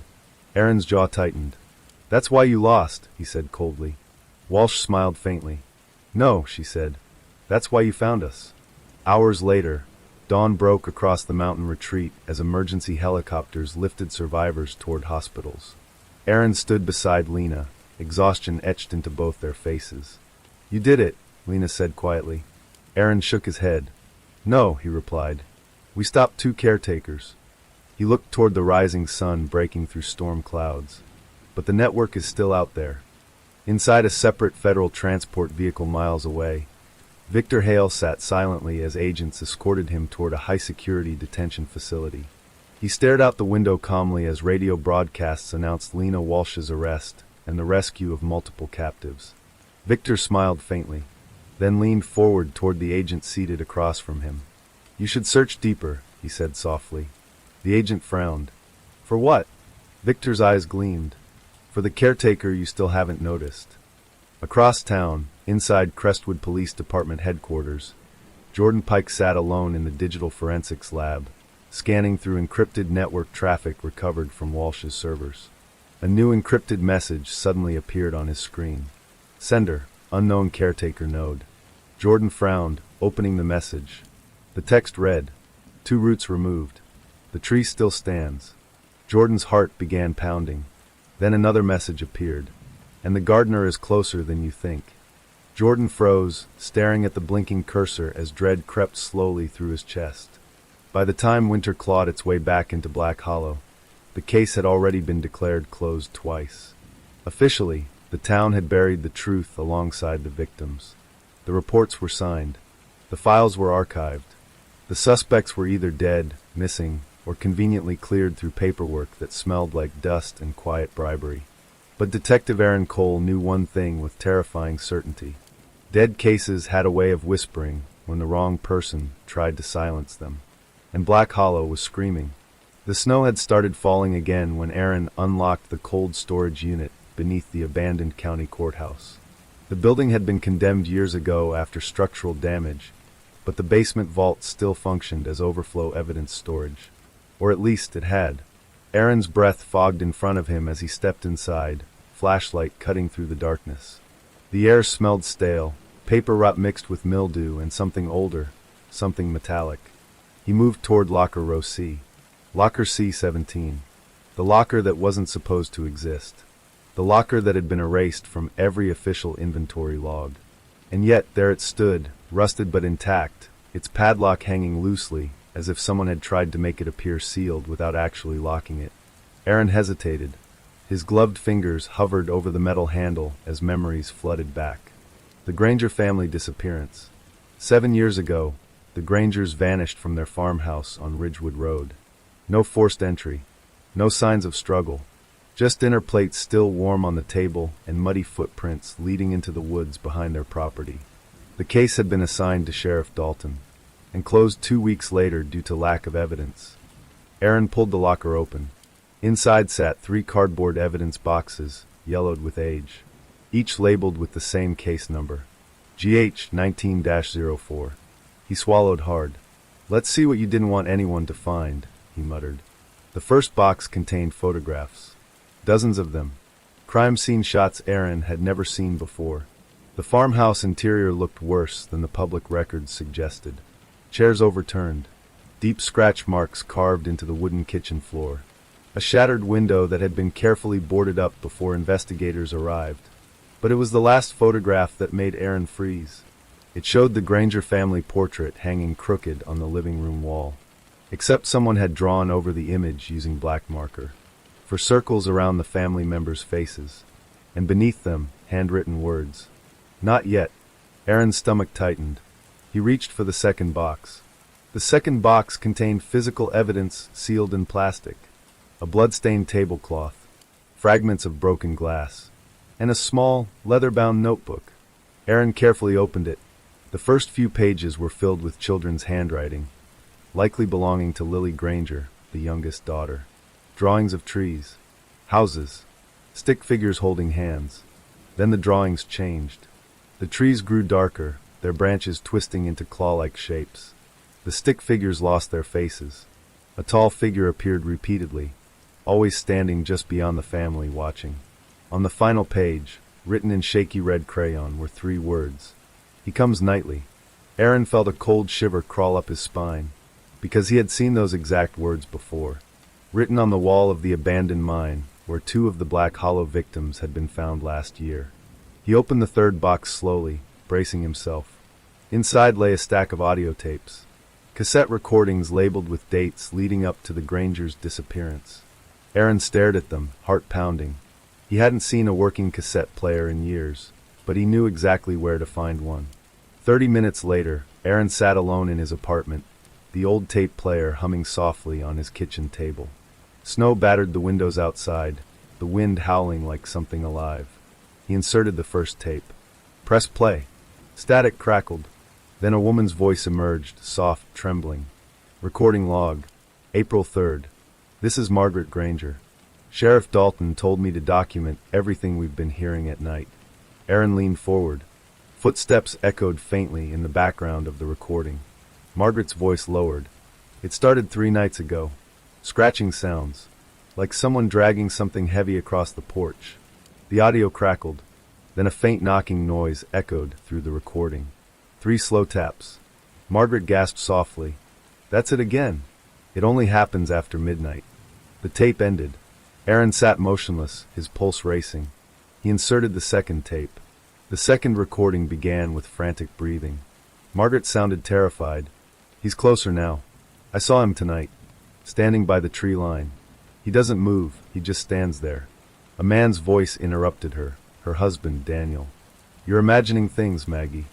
"No," she whispered. "He's real. Lily sees him too." Then came a sound that made Aaron's blood run cold. A child's voice whispered near the microphone. "He says he's coming inside soon." The tape cut abruptly. Aaron rubbed his temples, trying to steady his breathing. He inserted the final tape.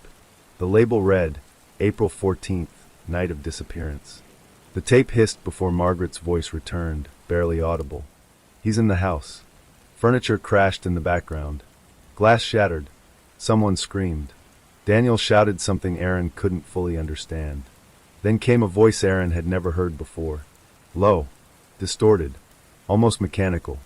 "You were chosen long before you knew it." Margaret sobbed. "Why us?" Silence lingered for several seconds. Then the voice responded. "Because Black Hollow belongs to the ones who keep its secrets." The recording ended with a deafening crash. And silence. Aaron sat frozen, staring at the tape player as if it might suddenly speak again. The room felt smaller, colder. His phone buzzed on the table, breaking the silence. It was a text from Lena Park, the investigative journalist who had been helping him dig into Black Hollow's buried crimes. "Lena, you need to see this. Now." Aaron called her immediately. "What did you find?" he asked. Lena's voice sounded breathless. "I broke into Dalton's old storage locker at the sheriff's office." Aaron stood up instantly. "And I found financial records," she said. "Large deposits made into Dalton's account over 15 years. "From who?" "That's the thing," Lena whispered. "The payments came from a foundation that technically doesn't exist anymore." Aaron's chest tightened. "Name?" There was a long pause. Then she spoke. "The Hollow Preservation Society." Aaron's hand tightened around the phone. He had heard that name before. Once. 7 years ago. During his first week working in Black Hollow. The society had been described as a historical preservation group responsible for maintaining the abandoned mine sites and older properties around town. But when Aaron had tried researching them later, every record had vanished. "Lena," he said slowly, "who runs it now?" Another pause. "I think," she said, "you already know the answer." They met outside the shuttered Hollow Historical Museum 30 minutes later. Snow blanketed the parking lot, muting every sound except the crunch beneath their boots. Lena handed Aaron a folder filled with printed documents. Board member listings, transaction logs, photographs of meetings. Aaron flipped through them, his stomach sinking. Every page pointed to one name, Mayor Richard Hale.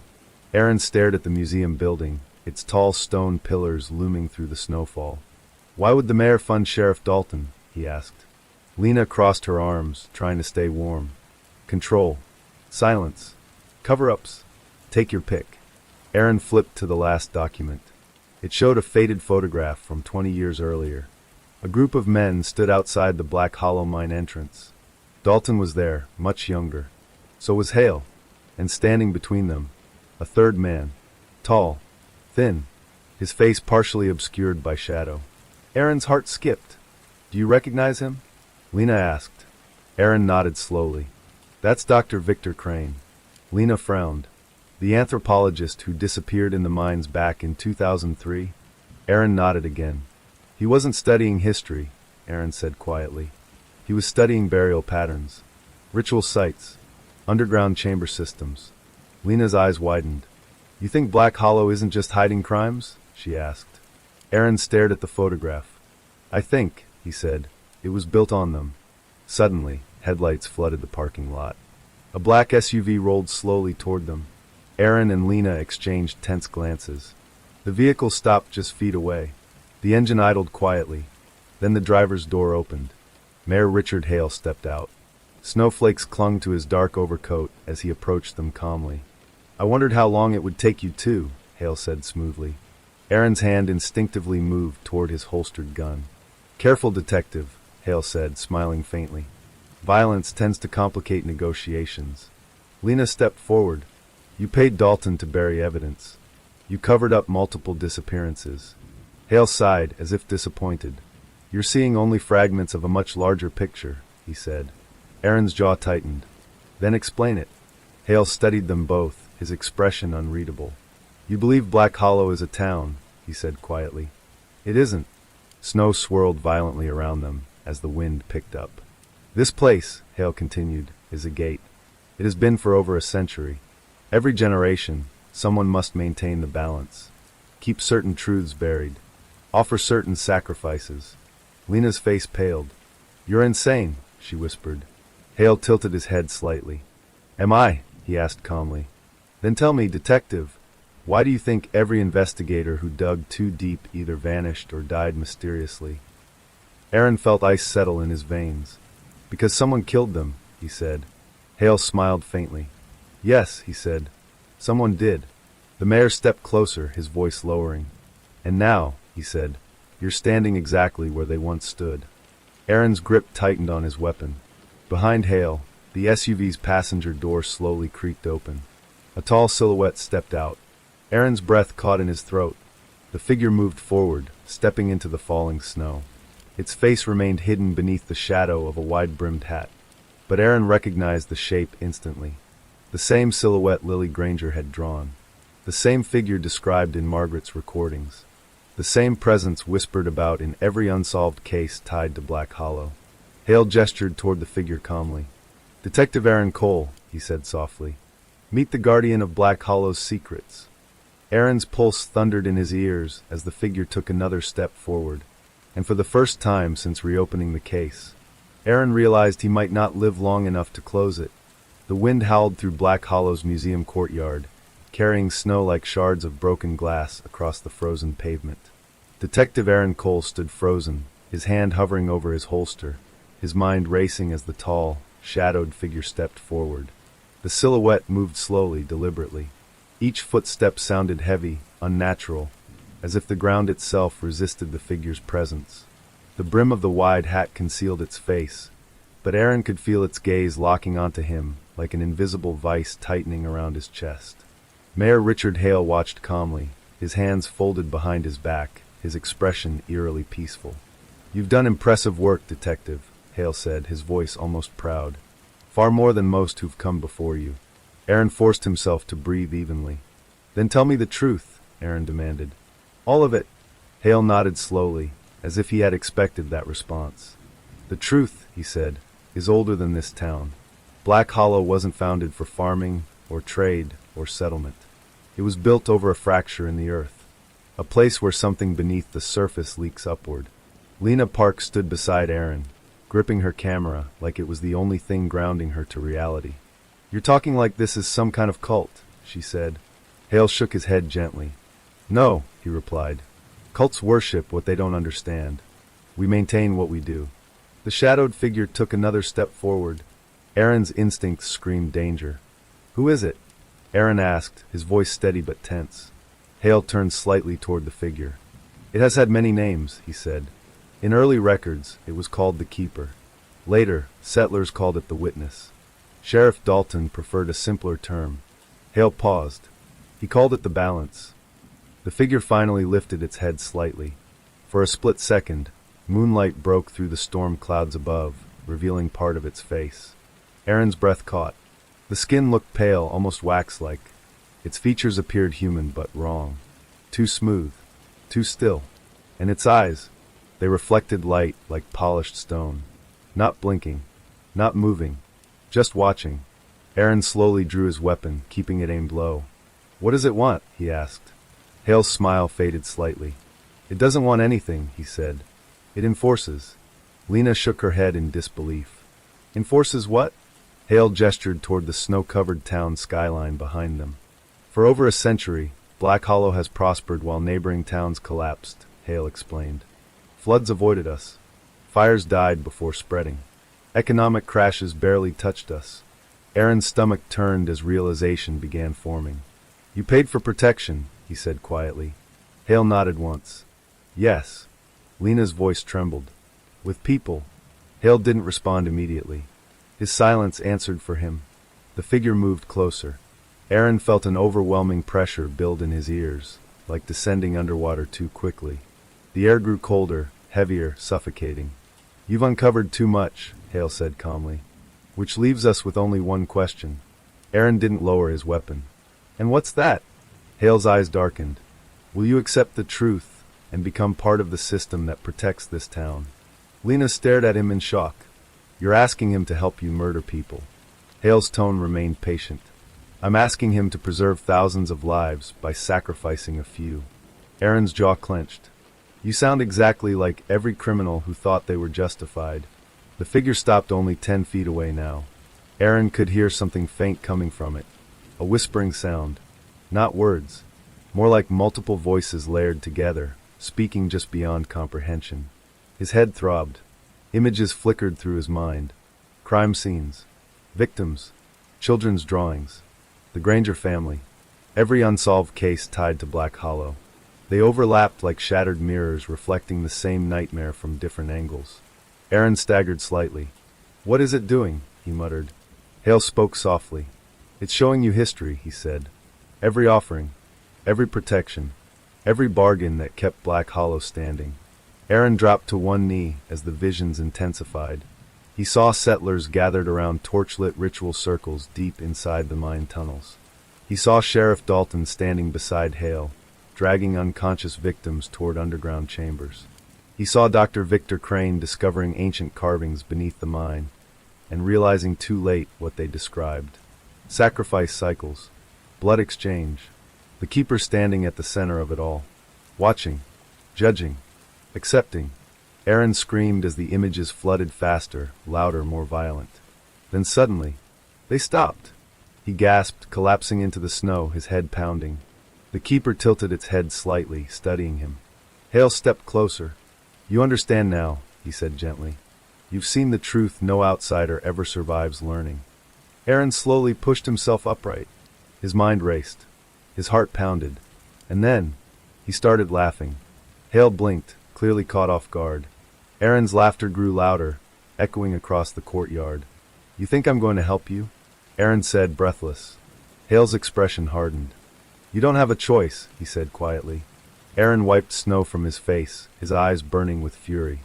"Every victim you sacrificed, every family destroyed, you call that balance?" Hale's voice sharpened. "I call it survival." Aaron raised his weapon, aiming directly at Hale's chest. "I call it murder." The keeper stepped forward instantly. Aaron fired.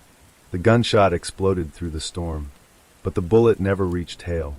It stopped midair, suspended, floating. The keeper raised one pale hand slowly, and the bullet dropped harmlessly into the snow. Lena gasped behind Aaron. Aaron's heart sank. "You cannot fight it," Hale said calmly. "None of them ever could." The keeper stepped closer again, towering over Aaron now. Its stone-like eyes locked onto him. The whispering voices returned, louder this time, pressing against his skull. Aaron fell backward, clutching his head. The voices blended into something clearer. A message. A demand. Then suddenly, another voice emerged within the chaos. Soft. Childlike. Familiar. Aaron froze. He recognized it instantly. Lily Granger. "He doesn't belong to them," her voice whispered inside his mind. More voices followed. Victims. Dozens of them. Hundreds. Their whispers overlapped, rising into a deafening chorus. "He sees the truth. He remembers us. He won't continue the cycle." The keeper froze. Its expressionless face twitched slightly, like something inside it had faltered. Hale's calm composure cracked for the first time. "No," he said sharply. "That isn't possible." The whispers grew louder, stronger. The snow around them began swirling violently, forming a spiraling vortex that wrapped around the keeper's body. Aaron felt warmth surge through his chest, replacing the crushing pressure in his skull. He realized something horrifying and powerful. The keeper wasn't just enforcing the cycle. It was bound by it, and the victims were part of that binding. "Stop this!" Hale shouted, panic finally breaking through his voice. The keeper staggered slightly as cracks began forming across its wax-like skin, thin fractures glowing faintly beneath the surface. Aaron forced himself to stand. "You're not balance," he shouted at the figure. "You're a prison built from their suffering." The whispers turned into a roar. The cracks spread rapidly across the keeper's body. Hale lunged forward desperately. "You'll destroy everything," he screamed. "The town will collapse." Aaron didn't hesitate. Then maybe it deserves to. With a thunderous sound like ice shattering across a frozen lake, the keeper's body split apart. Light erupted from within, blinding, violent, overwhelming. A shockwave blasted outward, knocking Aaron and Lena across the courtyard. The museum windows shattered instantly. Streetlights exploded in cascading sparks across town. And then, silence. The storm vanished. The snow stopped falling. The air turned still. Aaron slowly pushed himself up, his ears ringing. Where the keeper had stood, there was nothing. No body. No shadow. Only melted snow forming a dark circle on the pavement. Hale collapsed to his knees nearby, his face pale with horror. "You've doomed us," he whispered. Aaron stared at him coldly. "No," he said. "You doomed yourselves the moment you chose human lives as currency." Sirens echoed in the distance. Dozens of them. Lena had already called state authorities hours earlier. Insurance Aaron had insisted on before confronting Hale. Red and blue lights flooded the town streets as state police vehicles raced toward the museum. Hale looked around frantically, realizing his empire of secrecy had collapsed. "You don't understand what's coming," he whispered. Aaron crouched beside him, his voice low. Neither do you, he said. But at least it'll be honest. 6 months later, Black Hollow looked like a completely different town. Investigations uncovered decades of disappearances tied to Hale, Dalton, and the Hollow Preservation Society. Arrests spread across multiple state departments, exposing layers of corruption nobody believed possible. The abandoned mine tunnels were sealed permanently after authorities discovered ritual chambers carved deep beneath the earth. And Black Hollow started falling apart. Businesses closed. Families moved away. Strange sinkholes began appearing near the outskirts of town, swallowing roads and farmland. But something else happened too. For the first time in recorded history, disappearances stopped. Aaron stood outside the now-shuttered sheriff's office, watching moving trucks haul away boxes of archived case files. Lena joined him, holding 2 cups of coffee. "You did it," she said softly. Aaron shook his head. "No," he replied. "They did." He glanced toward the mountains surrounding Black Hollow, toward the sealed mine entrance hidden beyond them. He could still feel faint echoes inside his mind. Not whispers anymore. More like distant memories. Watching, remembering, but no longer trapped. Lena studied him carefully. "Do you think it's really over?" she asked. Aaron took a slow sip of coffee, exhaling into the cold air. "I think," he said, "some secrets stay buried because they're dangerous." He paused. "But some need to be unearthed, no matter the cost."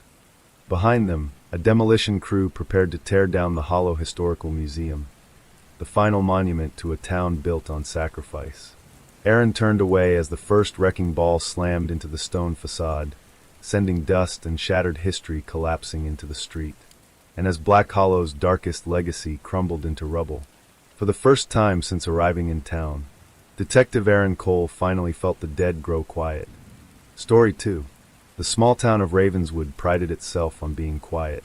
So quiet, in fact, that the kind of darkness that lived in basements, attics, and the spaces between neighbors' walls often went unnoticed.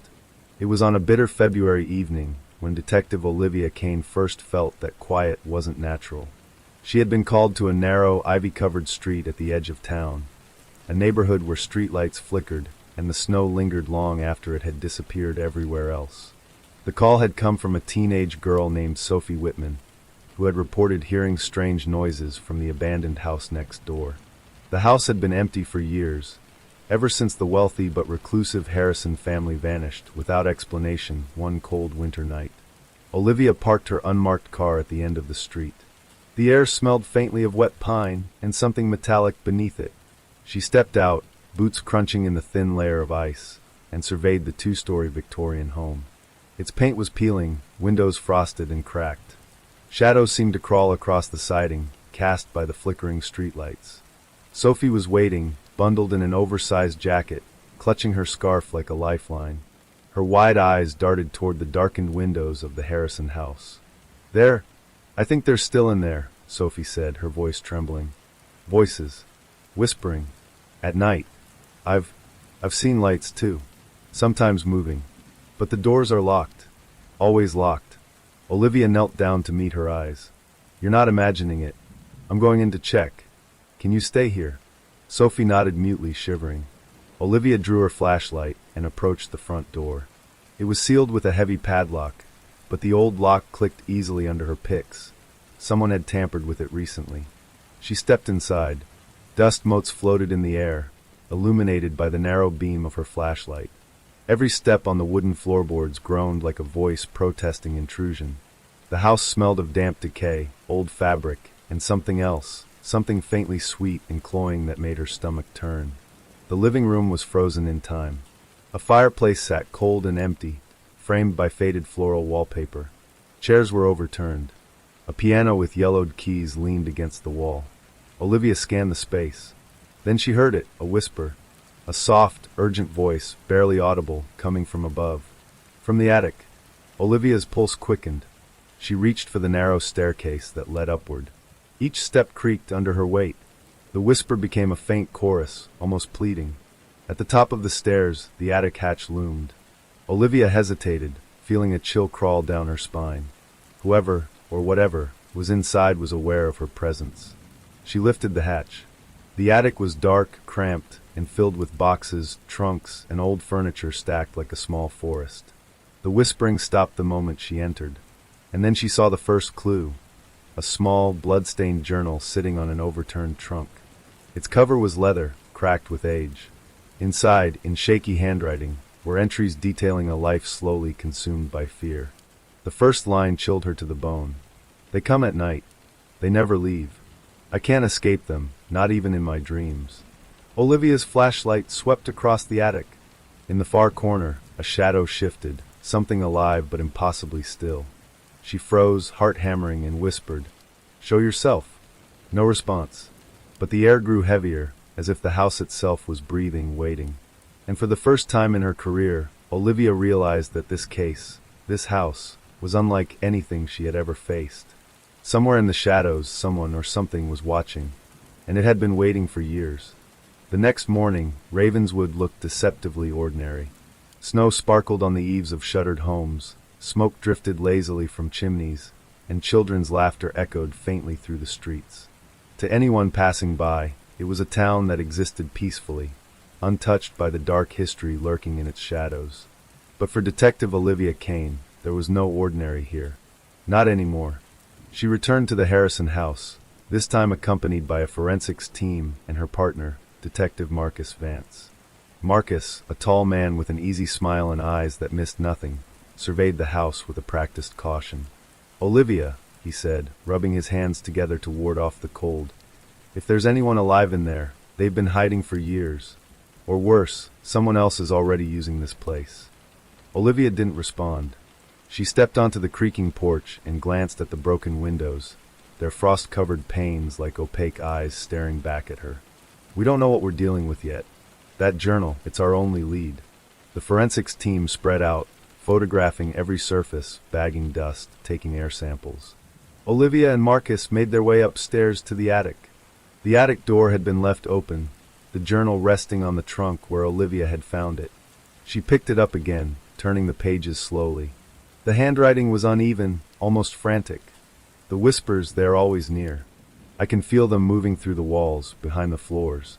Mother says it's my imagination, but I know better. They watch. They wait. One day they will take me too. Olivia felt a chill. This person, they were terrified, and someone or something was tormenting them. Marcus crouched beside her, examining the floorboards. There's evidence of recent activity. Footprints in the dust, disturbed boxes. Someone's been here in the last few weeks. Olivia's flashlight swept across the attic. Her beam caught a faint outline in the corner, a small, child-sized figure huddled behind an old wardrobe.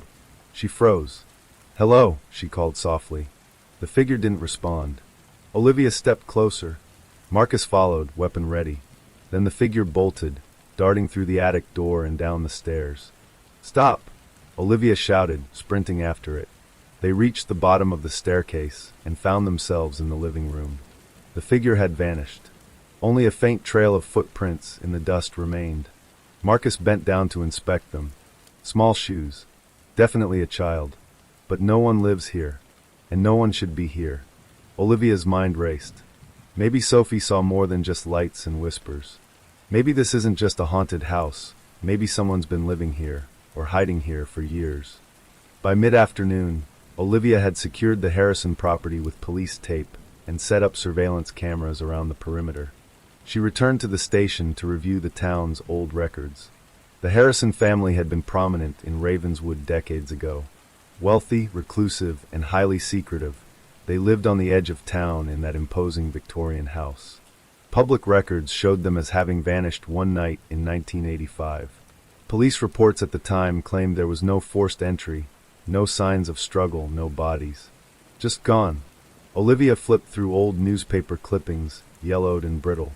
Harrison's missing in Ravenswood mystery. Vanishing of local family leaves town baffled. Search fails to locate missing Ravenswood family. But one article caught her attention. A photograph of the Harrison family on the front lawn, smiling for the camera. There were 5 of them, parents Edward and Margaret Harrison, and 3 children, Lily, Samuel, and Claire. Olivia's stomach tightened as she noticed something unsettling. A figure in the background, blurred but unmistakable.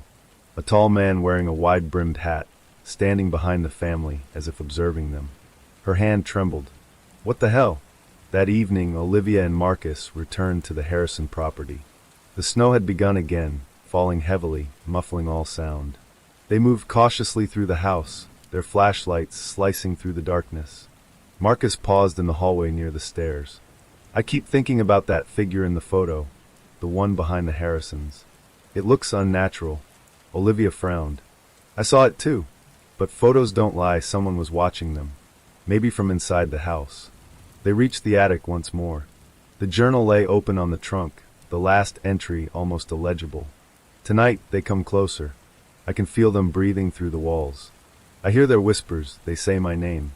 I'm scared. I'm scared. They want me gone. They'll take my soul. Olivia's heart thumped violently. She set the journal down and turned, sweeping her flashlight across the attic. Then she noticed it, a trapdoor concealed beneath a stack of old rugs. It had been hidden perfectly. Marcus joined her, his eyebrows raised. I don't like this. Attics are creepy enough without secret basements. Olivia pried open the trapdoor. It revealed a narrow, spiral staircase descending into darkness. A fetid odor rose from below. Careful, she whispered, gripping her weapon. Stay close. They descended slowly. Each step echoed, bouncing off the stone walls of the underground chamber. When they reached the bottom, Olivia's flashlight revealed something that made her blood run cold. A small, dimly lit room, walls lined with shelves containing hundreds of old, dust-covered jars. Each jar held something. Human hair, fingernails, eyes preserved, teeth, small fragments of clothing. Marcus took a step back. Jesus, what is this? Olivia's mind raced. Evidence of a serial killer, or a ritual. Something inhumane. Her flashlight landed on the far corner of the room. A small bed, made neatly with a child-sized jacket draped over it. It looked freshly used. A soft giggle echoed through the chamber. Both detectives froze. I told you they were here, a whisper said from the shadows.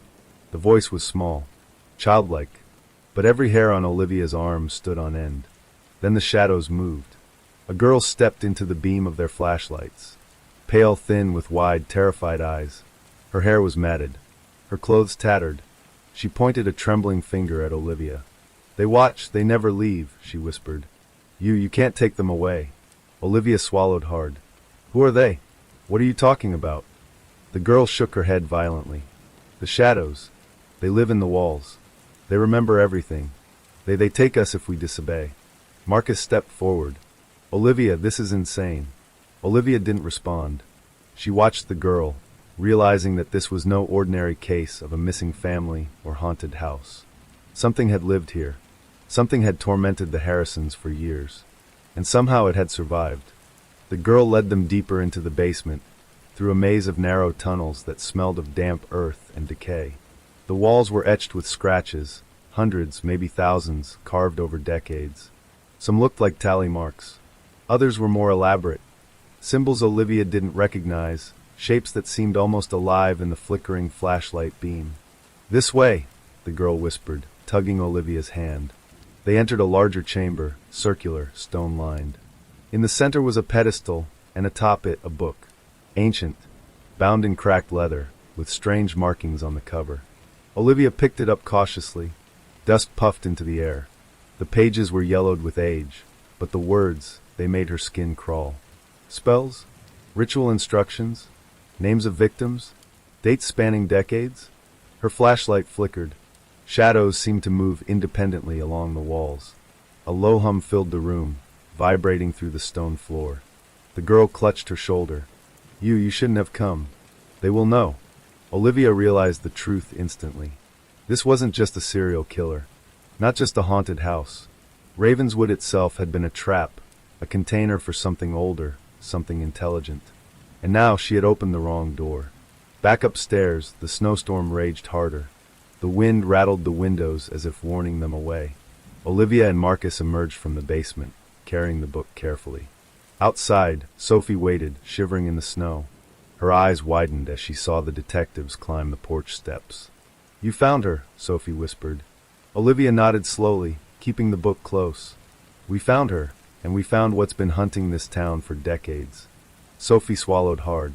Will it come back? Olivia didn't answer immediately. She looked at the shadows cast by the house, flickering under the streetlights.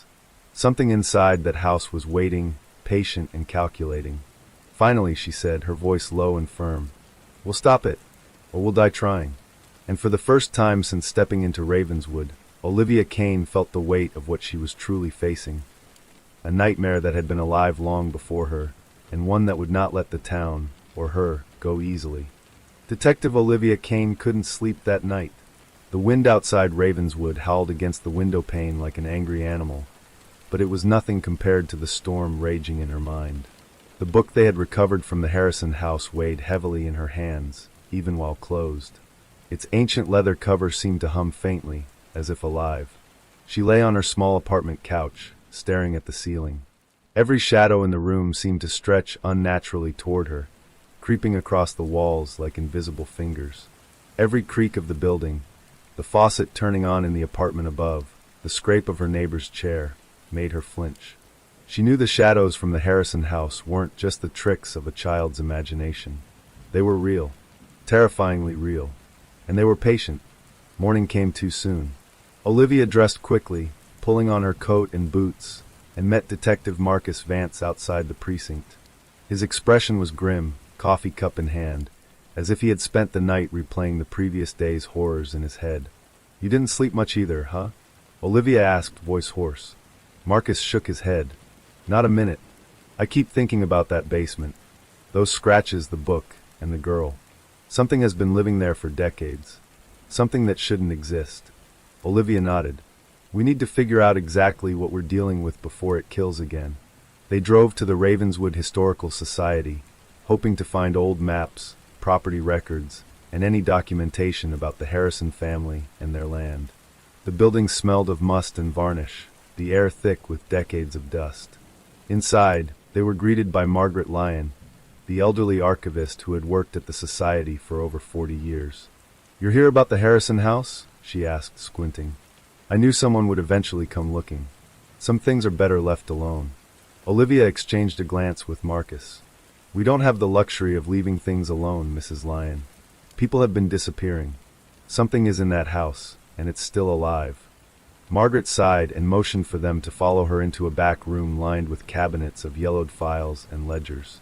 The Harrisons were strange, yes, but what people don't understand is that the family came from a long line of guardians. Their ancestors were what you might call scholars of the old ways. They believed Ravenswood was special. Marcus raised an eyebrow. "Special how?" Margaret leaned closer, lowering her voice. "Special in the sense that it held secrets older than the town itself. There are fissures, if you will, in the land here. Strange energies, unnatural events.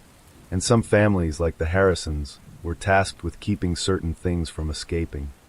Olivia felt a shiver run down her spine. "Keeping things from escaping? Like what?"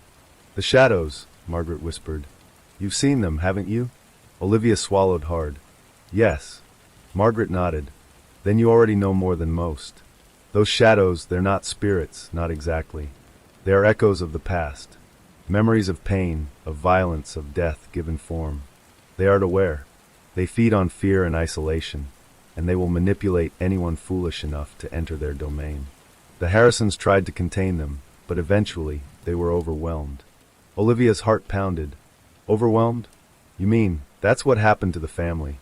Margaret hesitated. "Partly. Records were lost. Evidence disappeared. Official reports claimed the family vanished without a trace. But anyone with knowledge, anyone who could recognize the patterns, knew the truth. The shadows claimed them. Slowly, systematically. They watched. They waited. And now, you've entered their house. You've seen the evidence. And the girl, she's a survivor." Olivia and Marcus left the Historical Society, weighed down by Margaret's words. Every street, every building, even the sky seemed darker than before. Back at the precinct, they pored over old newspaper clippings, town records, and any information they could find about disappearances over the past 50 years. The pattern was undeniable. Small groups of children, adolescents, occasionally adults, all vanishing near the Harrison property. No bodies. No witnesses willing to talk. A perfect history of erasure. Olivia leaned back in her chair, rubbing her temples. This isn't just a haunted house. This is an ecosystem of fear. The shadows aren't random, they're strategic. They're intelligent. Marcus nodded slowly. And the girl, she's the only one who's survived. Somehow. She's been hiding here all these years. Or, Olivia said, frowning, maybe the shadows let her survive for a reason. She might hold the key to understanding them. That night, Olivia and Marcus returned to the Harrison house with plans to secure the basement and study the book further. Snow had blanketed the streets again, muffling their footsteps. The house loomed like a sentinel of the past, its windows dark eyes watching their approach. They made their way into the basement carefully, flashlights cutting through the darkness. The girl, whose name they learned was Clara, was waiting in the chamber, her small body trembling. "They will come," she whispered. "They don't like people reading the book." Olivia knelt down beside her. "Clara, we need your help. We need to know what they want." The girl's eyes filled with tears. "They want attention. They want to be remembered. If someone forgets them, they get angry." Marcus shivered. "They feed on fear, but they also crave memory. That explains the preserved things in the jars, their reminders. Evidence of the pain they've caused and the control they've maintained." Olivia flipped open the ancient book. Symbols glowed faintly in the light of her flashlight. The language was unfamiliar, archaic, but patterns emerged. Instructions for rituals, lists of names, dates, and locations. But some pages were torn, scribbled over, or faded almost beyond recognition. "This is centuries old," Olivia murmured. "And somehow they've been continuing it." Clara pointed to a corner of the room. "There's a door behind the stones. You have to move them carefully. But they're hiding something." Olivia and Marcus worked together, removing loose stones to reveal a narrow passageway. The air that escaped was colder, heavier, thick with the scent of iron and decay. They exchanged glances.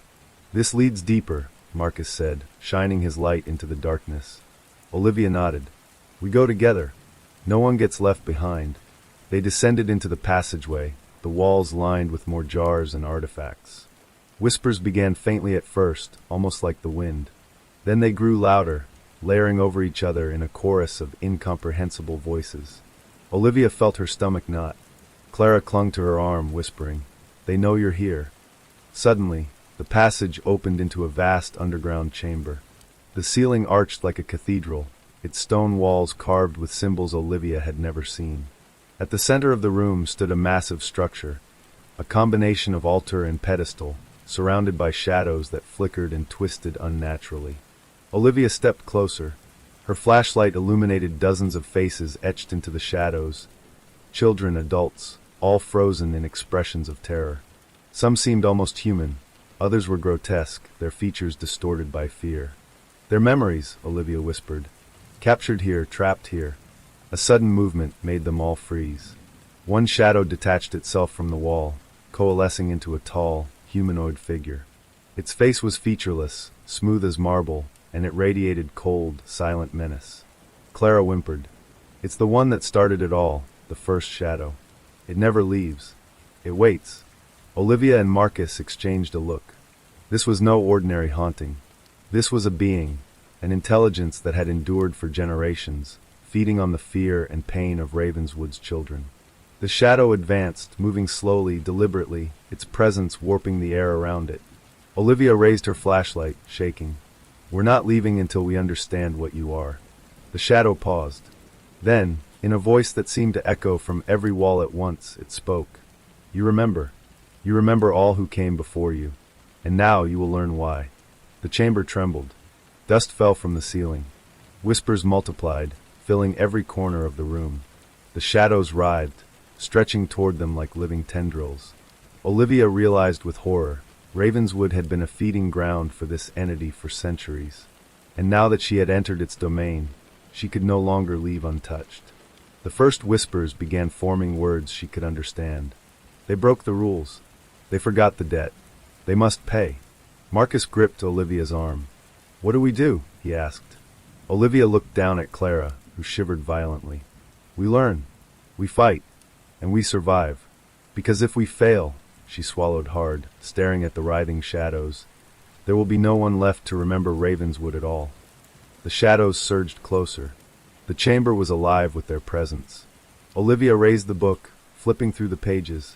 Symbols glowed faintly, as if responding to her touch. "This is our only chance," she whispered. And in that moment, Detective Olivia Kane realized that the horrors of Ravenswood were only beginning, and the past, in all its darkness, had a voice that demanded to be heard. The underground chamber beneath the Harrison house hummed with a life all its own. Shadows twisted in unnatural shapes along the walls, forming fleeting images that seemed almost human. Faces frozen in fear, mouths open in silent screams, eyes wide with the memory of torment. The air was thick and damp, carrying the metallic tang of old blood and decay. Olivia Kane's flashlight barely cut through the darkness, its beam trembling as her hand shook. Clara, the young girl who had survived years hidden in the house, clung to Olivia's arm, trembling. Her small body radiated terror and fatigue, yet her eyes were wide with a strange intensity, as though she understood more than anyone had the right to. Olivia bent to her, speaking softly. "Clara, I need you to tell me everything. The shadows, the rituals, the family, what really happened here." The girl swallowed hard, her lips quivering. "They come at night. They whisper. Sometimes they speak my name. I've seen them take people. My brother, my friends, they never come back. I hide, but they always know. They know where I am. I'm the only one left." Marcus Vance, standing behind Olivia, scanned the chamber, his expression grim. "The jars, the artifacts, the book. This isn't just some supernatural nonsense. There's logic here, some method to it. Someone was controlling this, maintaining it over the decades." Olivia nodded, her mind racing. "Or maybe it controls itself now. It's become autonomous. That's why it's still here, why it survived the Harrisons disappearing. They weren't the source, they were only caretakers." She turned her gaze back to the massive pedestal at the center of the chamber. The book they had retrieved glowed faintly, as if reacting to her presence. Symbols shifted on the page, lines forming words that seemed to float just beyond comprehension. She felt a pull, a magnetism emanating from the text that made the hair on her arms rise. Marcus cleared his throat. "Olivia, look at the walls." Olivia's flashlight swept across the carvings etched into the stone. They weren't random. They were part of a pattern, geometric shapes intertwined with symbols, tally marks running in long sequences, and in some areas faces, sketched grotesquely, their expressions frozen in silent screams. "They're like a map," Olivia murmured. "Or a record. Every name, every person a memory. Stored here." Clara's small hand rose, trembling. "They remember everything," she whispered. "Every pain, every death. They know who touches the book, who reads the walls, they remember you too." Suddenly, the shadows along the walls flickered and coalesced, forming a humanoid figure. Unlike the other shadows, this one seemed more solid, more deliberate. Its featureless face radiated an intelligence that chilled Olivia to her core. The air thickened, carrying a low, vibrating hum that pressed against their eardrums. The girl whimpered. "It's the first one, the oldest.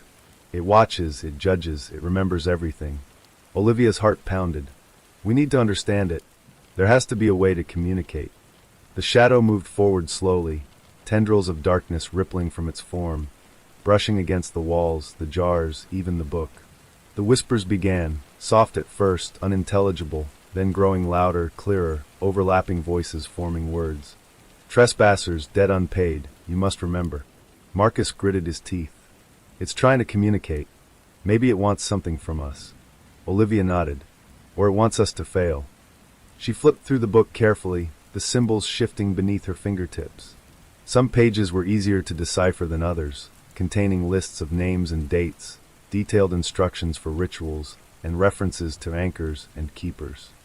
One page stood out, a diagram that appeared to map the underground chambers, showing hidden rooms and secret passageways. "This is it," Olivia murmured. "There's more to this place than we know. These passages, they lead deeper." Marcus peered over her shoulder. "Deeper? How much further can this go? This house already has layers we didn't even know existed." Olivia didn't answer. Her attention was on the symbols etched into the walls of the chamber. One phrase repeated itself over and over, carved faintly along the perimeter. "Memory binds the keeper. Blood sustains the shadow. Fear fuels eternity." Her stomach turned. The shadows weren't just sentient. they were dependent on the suffering of Ravenswood's residents. They were living archives of pain, growing stronger with each act of terror and neglect. Clara stepped closer, her voice barely audible. "If you go deeper, you might not come back. The shadows, they don't like outsiders. They feed on the living." Olivia placed a reassuring hand on the girl's shoulder. "We'll be careful. We have to find out how this started and how to end it." As they moved toward the spiral staircase leading to a lower level, the shadows reacted violently. They surged, twisting and writhing like living smoke, tendrils reaching for them. Olivia felt the pull, cold, oppressive, almost physical. Marcus grabbed her arm, pulling her back. "It's too strong," he said, voice strained. "We can't go further like this." "Not yet." Olivia took a deep breath, forcing herself to steady her shaking hands. "We have to. If we don't understand it, people will keep disappearing. Ravenswood will keep bleeding." With Clara leading the way, they descended the narrow staircase into what appeared to be an even larger underground labyrinth. The walls were rough-hewn stone, damp and slick, and the air grew colder with every step. The whispers followed them, echoing off the walls in multiple directions, sometimes clear, sometimes incomprehensible. They reached a massive cavern, larger than anything Olivia had imagined. The ceiling arched high above, disappearing into darkness. Shadows clung to every surface, stretching and twisting unnaturally. In the center of the cavern was a pit, black as pitch, from which emanated the faintest glow, like eyes opening in the dark. Olivia's flashlight illuminated movement at the edges of the cavern. Small figures, hunched and crawling, emerged from the shadows. They were human, once human, but their eyes were hollow, their movements jerky, unnatural. The whispers intensified, forming a chaotic chorus. "Prisoners," Clara whispered. "They were taken, trapped here." Olivia swallowed hard. This is worse than I imagined." Marcus stepped closer, voice low. "How many are there?" Clara shook her head. "Too many to count. Some have been here longer than I've lived. Some never knew life outside. They've forgotten everything except fear." Olivia realized something horrifying. The shadows weren't just intelligent. They were collectors, archivists of suffering, maintaining the memories of their victims as part of their existence. The jars, the carvings, the rituals. It was all a system, a machine of terror that had grown unchecked for decades. Her eyes landed on a shadow near the pit, a humanoid form larger than the others, face featureless, radiating an almost palpable intelligence. It moved deliberately toward her, and the whispers coalesced into words she could finally understand. "You remember.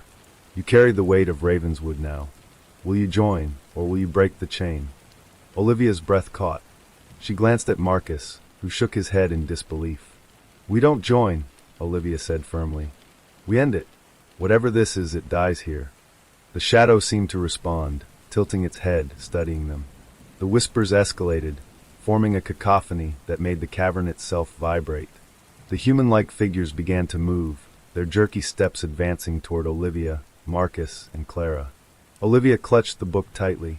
Symbols glowed faintly on the pages, almost as if the text itself recognized the presence of the shadows. Her mind raced. This was their leverage, their way to understand, maybe even control, the entity. "We have to use the book," Olivia said urgently. "It's a guide, a record. Maybe it tells us how to end this." Clara nodded weakly. "But it's dangerous." "They know." Olivia's eyes met Marcus's. "We have no choice. If we fail, the shadows will keep feeding, the victims will never be free, and Ravenswood will be lost." The shadows surged closer. The whispers became voices, distinct and numerous, overlapping in a horrifying chorus. "Trespassers, dead unpaid, remember, pay remember." Olivia stepped forward, opening the book to a section marked with strange symbols. The air thickened, the shadows recoiling slightly from the light of the pages. She began reading aloud, her voice trembling but firm. Words she didn't understand in full, words that seemed older than the world itself, spilled from her lips.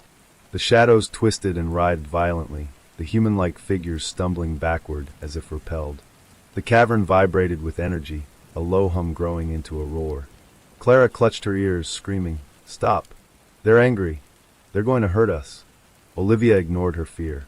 She turned another page, revealing a diagram, a ritual, an incantation designed to sever the shadow's connection to the living world, to release the prisoners from the pit. The instructions were cryptic, dangerous, and required precision. One misstep could trigger unimaginable consequences. Marcus studied the diagram. "We can do this.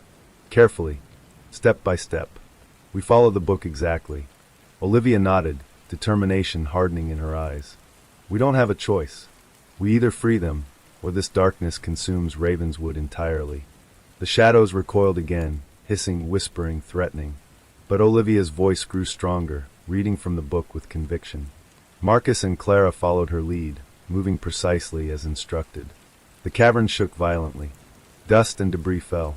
Shadows screamed, some fleeing into the darkness, others dissipating entirely.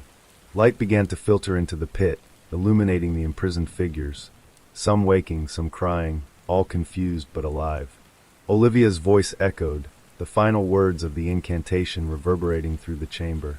The shadows writhed one last time, then exploded outward in a blinding flash of light. When Olivia blinked, the cavern was quiet. The human-like prisoners were free, huddling together in the center of the chamber. The darkness that had dominated the room was gone. Olivia sank to her knees, exhausted but alive. Marcus sat beside her, staring at the pit in disbelief.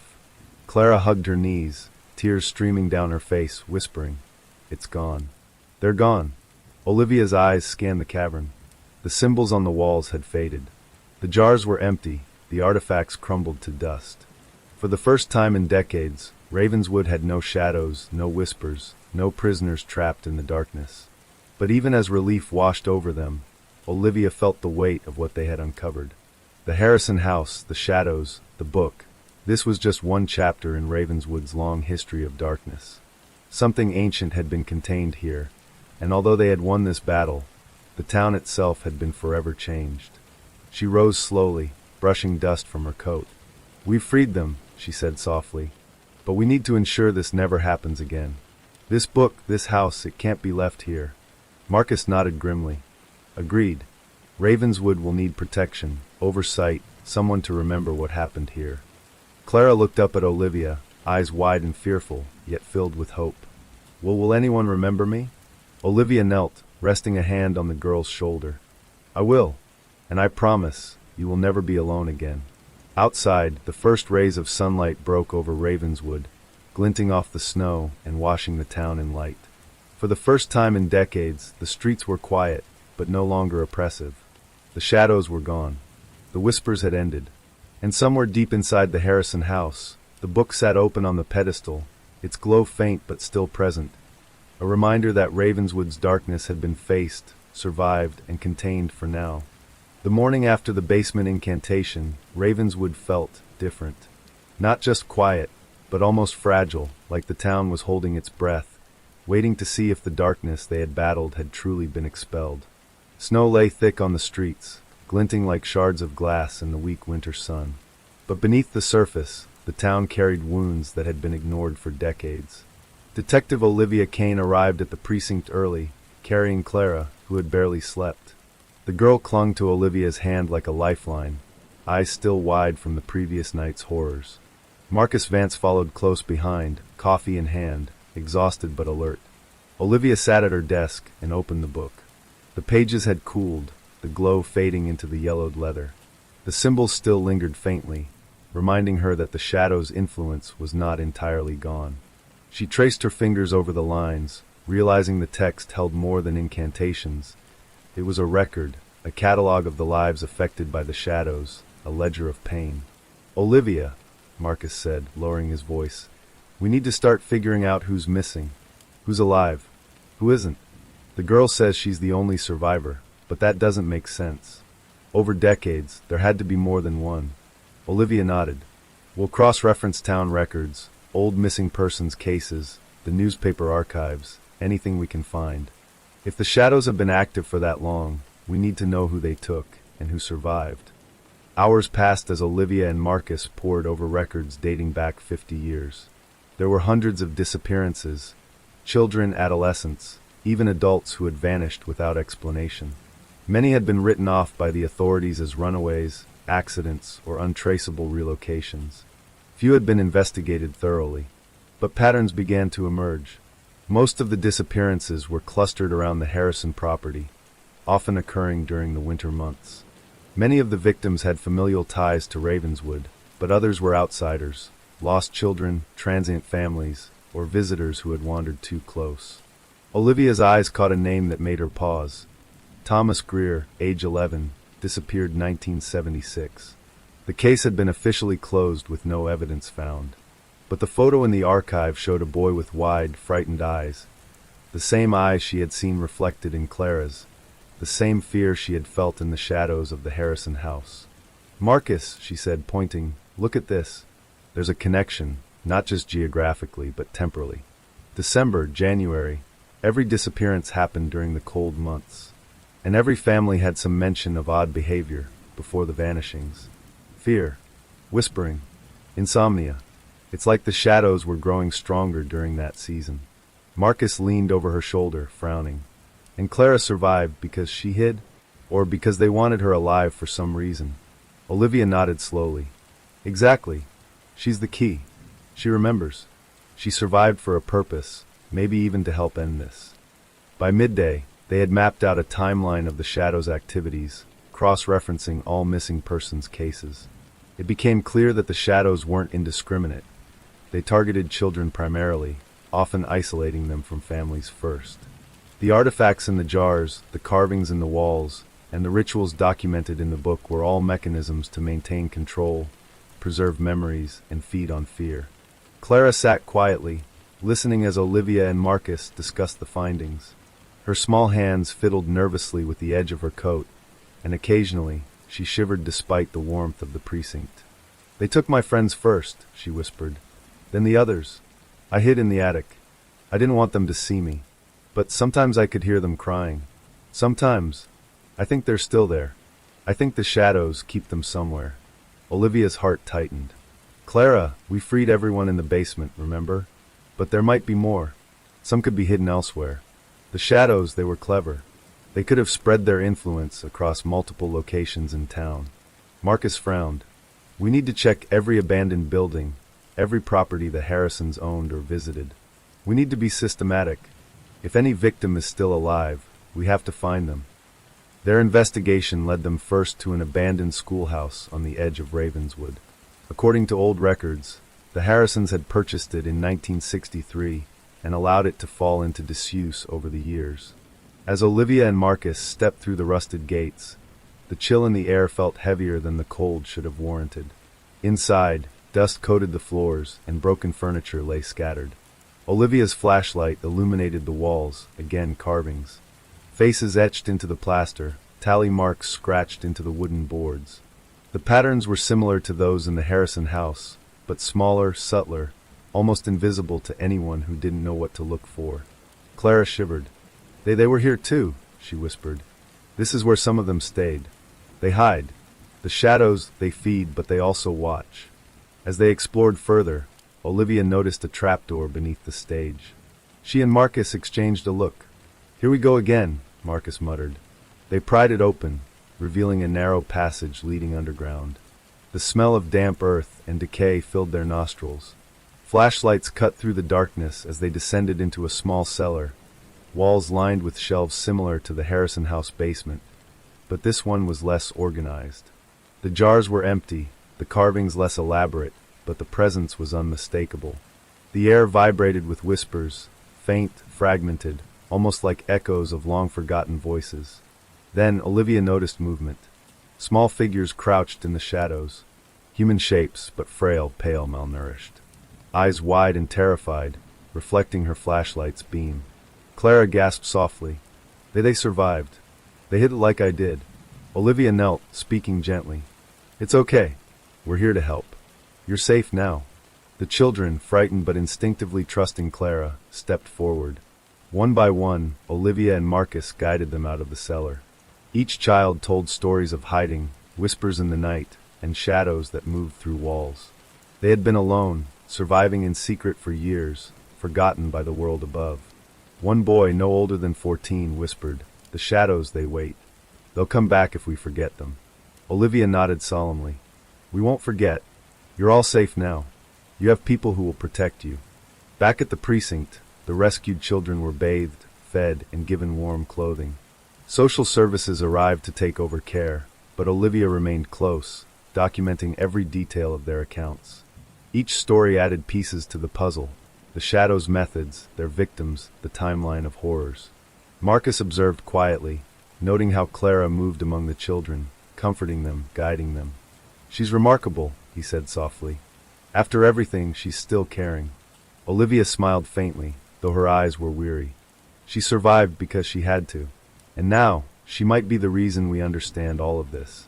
She remembers what the rest of us never could. As evening fell over Ravenswood, Olivia returned to the Harrison house one last time. The snow lay thick across the yard, undisturbed. The shadows were gone, but the book remained, still glowing faintly atop the pedestal. She approached it carefully, tracing the cover. "This book," she murmured. "It's a record, but it's also a warning. Whoever tries to exploit fear, whoever dares to awaken it, this is what will happen." Suddenly, her flashlight flickered and she froze. For a brief moment, she thought she saw a shadow at the edge of the room, a flicker of movement that didn't belong. But when she blinked, it was gone. Olivia shivered. Even though the shadows had been defeated, she knew this. Ravenswood's darkness was not entirely gone. It had been contained, weakened, but the memory of it, the knowledge, remained. And those who had survived, the forgotten ones, the children, Clara, would carry that memory forever. She took a deep breath, stepping back from the pedestal. "We did what we could. Now we make sure it never returns." Outside, the sun dipped behind the hills, casting long shadows across the town. But for the first time in decades, Ravenswood's residents, those who had survived and those yet to remember, had a chance at life beyond the darkness. And somewhere, deep in the snow-covered woods, a faint echo whispered, a reminder that even when shadows are defeated, the memory of their existence never truly dies.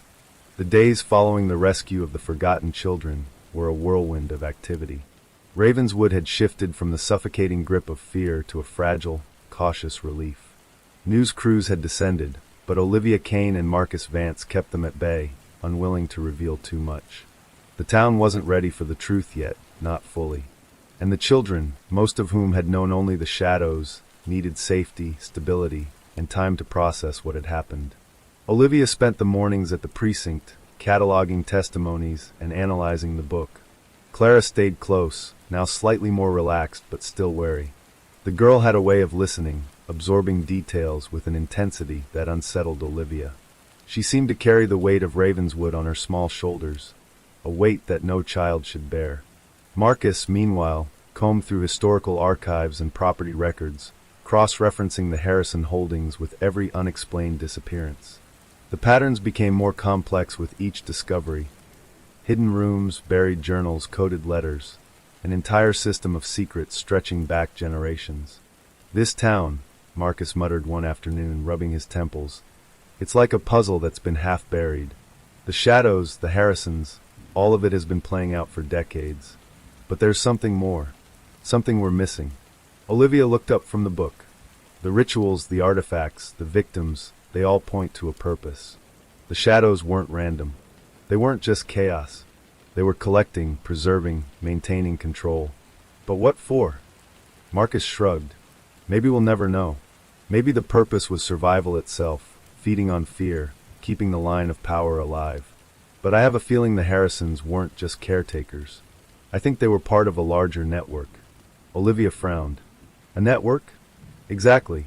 There are gaps, people missing from the records, correspondences that suggest others were involved. People outside Ravenswood, people who knew of the shadows, who helped maintain them, or perhaps profited from them." That night, Olivia returned to the Harrison house. The book still rested on the pedestal, glowing faintly, as though it remembered her presence. She ran her fingers along the leather cover, tracing the symbols, and opened to the pages documenting the Harrisons' rituals. Names, dates, locations, it was all there. But interspersed with the ritual instructions were cryptic notes, scribbled in a hand that didn't belong to any Harrison she had seen before. Her heart quickened. Whoever had written these notes had intimate knowledge of the shadows, the rituals, and the book itself. Whoever they were, they had been part of the operation. But who were they? A sudden noise made Olivia jump. The house creaked and groaned under its own weight, but it wasn't just the building. A whisper, soft and deliberate, came from the shadows that clung faintly to the edges of the room. "You are too late, but not entirely." Olivia froze. The shadows had been weakened, dispersed, but some fragment of consciousness remained, and they were aware of her presence. Clara, who had followed silently, whispered, "They know you're here. They always know." Olivia nodded, steeling herself. "We're going deeper. There's more to learn. And if we don't uncover it, someone else could fall prey to this darkness." The next morning, Olivia and Marcus returned to the Historical Society. Margaret Lyon, the archivist, had been reluctant to speak in detail before, but now she sensed that the detectives were serious. She guided them to a back room, pulling down maps and letters from shelves coated in decades of dust. "These are letters," Margaret said, "between the Harrisons and others who knew of the shadows. I've been keeping them hidden. Some of these names, they weren't residents. They were scholars, occultists, people who believed they could harness what the Harrisons were containing." Olivia scanned the letters. Dates, coded phrases, references to anchors and keepers, mentions of rituals performed outside of Ravenswood. It all suggested a far-reaching network. "Someone else," Olivia whispered, "someone outside this town has been manipulating or at least supporting these shadows. That explains why they were so persistent. That explains why they survived despite our efforts." Margaret nodded grimly. "Yes, and they're still out there. You've weakened them, yes, but the knowledge remains. And knowledge is power." That evening, Olivia decided to revisit the first locations of disappearances in the outskirts of Ravenswood. She wanted to understand the victims' lives, not just the mechanisms of the shadows. Each home, each school, each park held traces of the past. Olivia and Marcus spoke to families who still remembered, piecing together fragments of childhood stolen, lives disrupted, and the long silence that followed. One house stood out, a small cabin on the edge of a frozen lake. According to the records, the youngest Harrison sibling had been sent there as part of a ritual, years before the final disappearances. The cabin was abandoned now, the windows boarded, but inside, the air was thick, oppressive. Symbols were carved into the walls, faded but still visible. Marcus ran his fingers along one line of symbols. These matched the book. The rituals weren't confined to the house. They were practiced elsewhere, too. The shadows didn't just feed here. They were anchored here. Olivia felt a chill. Anchored, that means they could return. Anywhere these anchors exist, the shadows could regrow. We have to find them all. The wind outside howled, rattling the cabin. Shadows seemed to stretch along the walls, faint echoes of what once was. For a moment, Olivia thought she saw a face, a small boy, eyes wide with fear. Then he vanished. Clara's voice broke the silence. "They're watching. They never stop watching." Days turned into weeks. Olivia and Marcus traced every anchor, documented every ritual site, and interviewed survivors wherever they could be found. The picture that emerged was horrifying. The shadows had been maintained deliberately, sustained over decades by the Harrisons and their network. Children had been sacrificed to strengthen the entities. Families had been manipulated, coerced, or frightened into compliance. Ravenswood itself was a carefully curated feeding ground, a laboratory of terror. Clara, despite her youth, began helping them. Her memory of the shadows, the rituals, and the Harrisons' instructions proved invaluable. She could recognize patterns, decipher cryptic phrases, and identify hidden chambers. Olivia marveled at the child's resilience, yet she couldn't help but notice the weight on Clara's small shoulders, the burden of remembering horrors most adults could not comprehend. One evening, Marcus called Olivia over to a map of the town. "Look at this," he said, tracing lines with his finger. "Every anchor, every disappearance, every ritual site, it forms a network. And there's one area we haven't touched, the old Harrison estate north of town. It's been abandoned, sealed off, but it's huge. If the shadows have a core, it's probably there." Olivia's stomach tightened. "We go there next. We end this completely, once and for all." The night they prepared to enter the estate, Olivia reviewed the book with Clara by her side. The child's small fingers hovered over the pages, tracing the symbols with care. "Do you understand what we're doing?" Olivia asked softly. Clara nodded. "Yes. We stopped them. But they won't go quietly. They'll fight, and they might try to scare us." Olivia smiled faintly, brushing Clara's hair back. I know, but we're ready. We've learned their patterns, their weaknesses, and we have each other. Marcus joined them at the door, flashlight and gear in hand. It's now or never. Once we enter, there's no turning back. But if we succeed, Ravenswood finally has a chance. The estate loomed ahead, dark and silent, snow crunching beneath their boots. Windows were boarded, gates rusted, yet the air around the property felt alive, charged. Olivia felt it, the pull of something ancient and intelligent. The shadows weren't just memories now. They were waiting, preparing, anticipating. Olivia took a deep breath, holding Clara's hand firmly. Marcus stepped beside her. Let's finish this. Together, they crossed the threshold into the estate, the wind whipping around them. The house was enormous, far larger than any single family should have occupied. Hallways stretched into darkness, and the scent of age and decay was overpowering. Symbols were carved into doorframes, stairs, and even the walls of the main hall, an ominous welcome to intruders. As they moved deeper, Olivia realized the magnitude of what they were facing. This wasn't just a house, or even a network, it was the very heart of the Shadow's existence. Anchors, artifacts, rituals, all culminated here. And at the center, she knew, lay the secret that had sustained Ravenswood's darkness for decades. Somewhere in the shadows, the whispers began. Faint at first, almost inaudible, then growing, overlapping, echoing through the halls. You cannot end what you do not understand. You cannot escape what has been preserved. We are eternal. We are. Ravenswood. Olivia swallowed hard, gripping the book tightly. The time for preparation was over. The time to face the core of the darkness had come. And in that moment, she realized one horrifying truth. Whatever lay at the heart of the Harrison estate, whatever entity had been feeding and watching for generations, it knew they were coming, and it would not let them leave alive. The Harrison estate stretched endlessly into the night, its sprawling wings disappearing into shadow. Olivia Kane, Marcus Vance, and Clara stood at the grand entrance, flashlights cutting narrow beams into the dark. Snow crunched beneath their boots, each step echoing unnaturally in the stillness. A cold wind whistled through broken window panes, carrying whispers that made Olivia's skin crawl. "Stay close," she whispered. Clara nodded silently, clutching Olivia's hand. Marcus adjusted his flashlight, scanning the walls of the main hall. Symbols covered every surface, etched deep into wood and stone.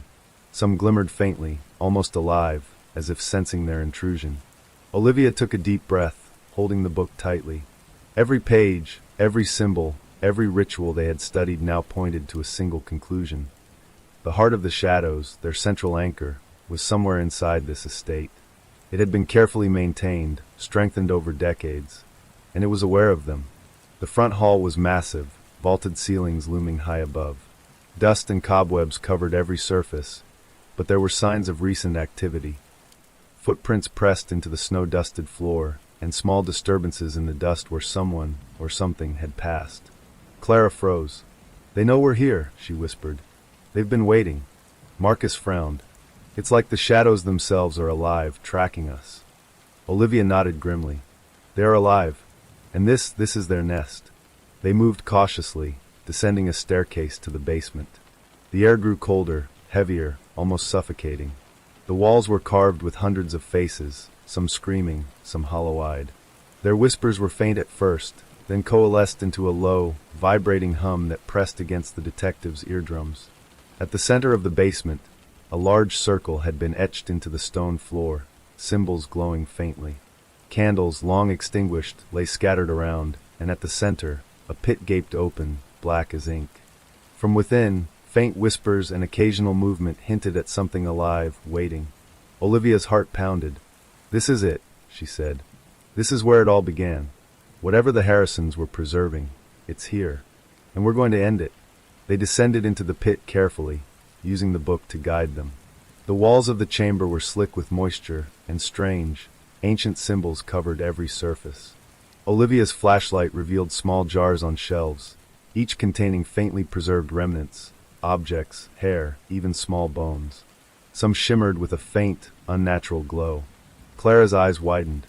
"They've been collecting everything." Marcus swallowed. "This is beyond anything we imagined. The Harrisons didn't just feed the shadows, They curated them, preserved them, made them eternal. A sudden movement caught Olivia's eye. A shadow flickered along the wall, coalescing into a humanoid figure, taller and more imposing than any they had seen before. Its face was featureless, but its presence radiated intelligence and malice. The whispers grew louder, forming words. Trespassers dead unpaid, the keeper must remain. Olivia felt a chill run down her spine. It's the core, the oldest shadow, the one that binds the others. Marcus raised his flashlight, illuminating the figure fully. Its form pulsed, tendrils of darkness extending outward, touching the walls, the jars, even the book. The air vibrated with energy, oppressive and suffocating. Clara stepped closer, her small voice trembling. It knows us. It sees everything we've done. Olivia nodded. We have to use the book. It's the only thing that can weaken it. Opening the book, Olivia found the section detailing the original ritual to sever the anchor. The instructions were complex, requiring precise movements, spoken incantations, and the placement of symbolic objects. Any mistake could result in catastrophe, either death or the strengthening of the shadows. Marcus leaned in. We follow the instructions exactly, step by step. No improvisation. Olivia nodded, taking a deep breath. She began reciting the incantation, her voice steady despite the fear curling in her chest.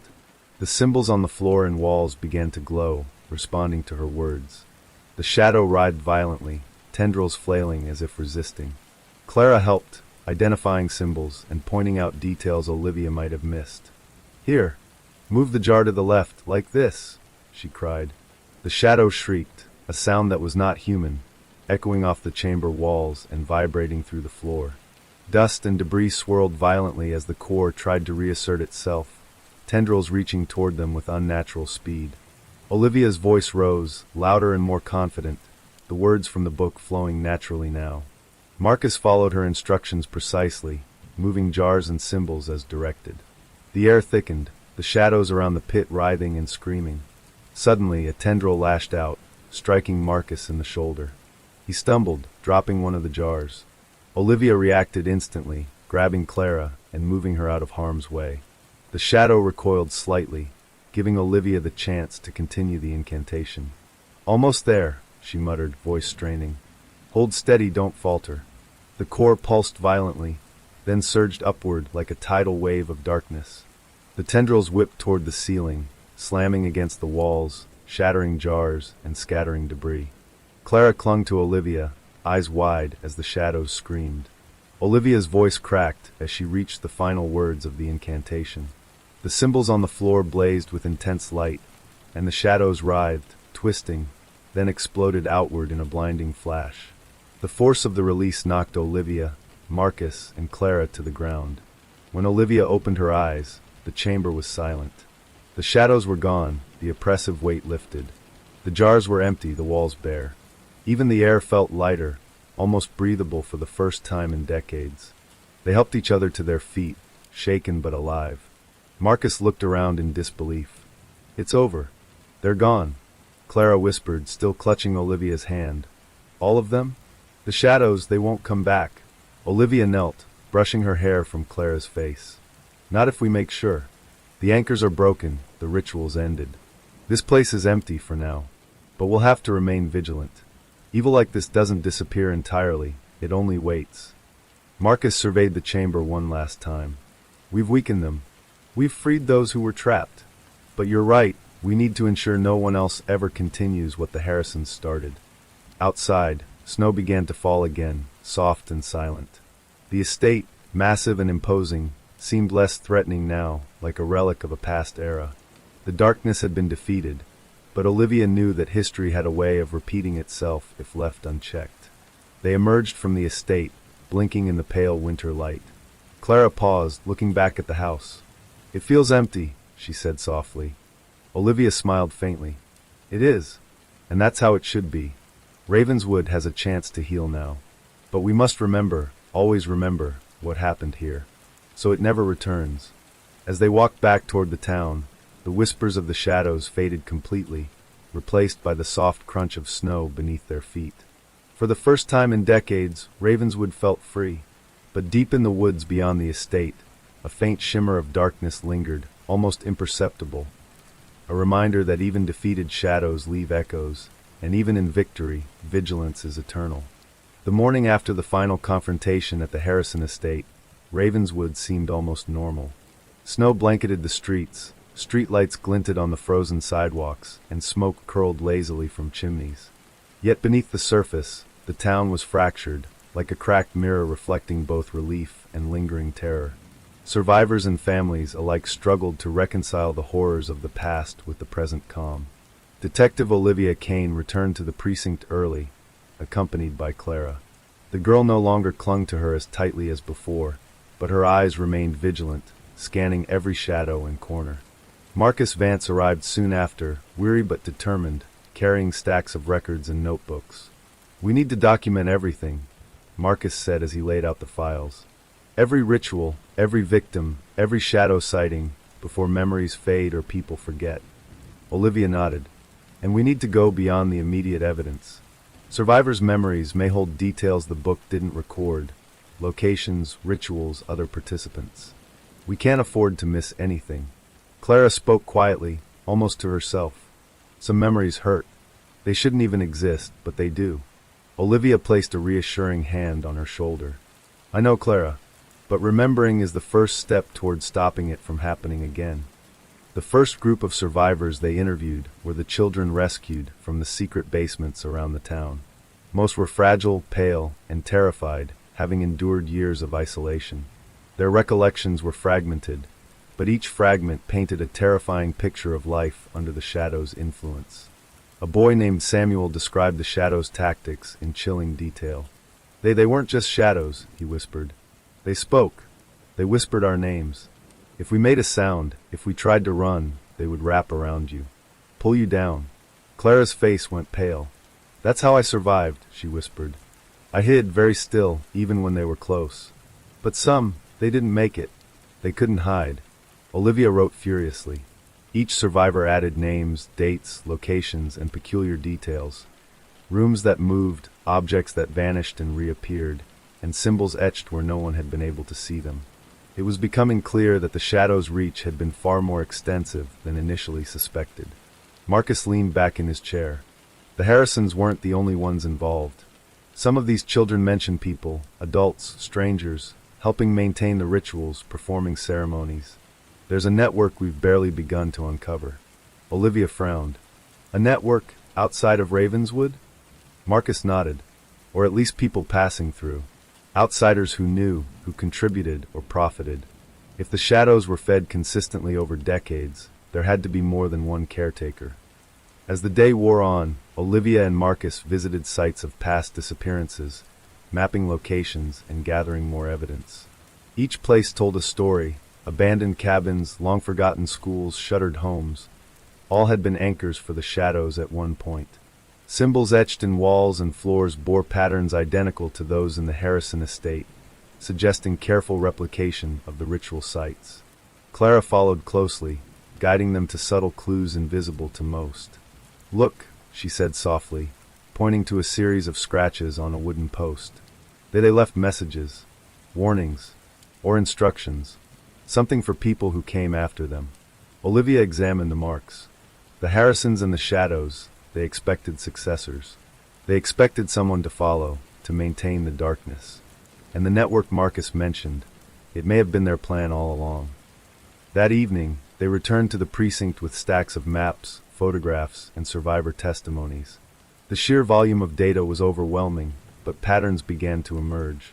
Many of the shadow-related events occurred in cycles, often during the winter months when the snow isolated the town. Victims were chosen carefully, usually children or the vulnerable, and their fear strengthened the shadows. Olivia realized something terrifying. Even though the main anchor had been destroyed at the estate, the remnants of the network still existed. Individuals who had participated in the past could still attempt to reignite the darkness, using surviving knowledge and artifacts. A week later, Olivia received a call from a woman named Eleanor Graves, claiming to have information about the shadow's influence outside Ravenswood. Eleanor's voice was frantic, trembling, yet firm. "They followed me here," she said. "I grew up in Ravenswood, but I escaped. Some of the adults I knew, they weren't human. They were shadows in disguise, feeding. I have proof. Records, journals, objects. And there are others. They're still alive. They're waiting. Olivia agreed to meet her.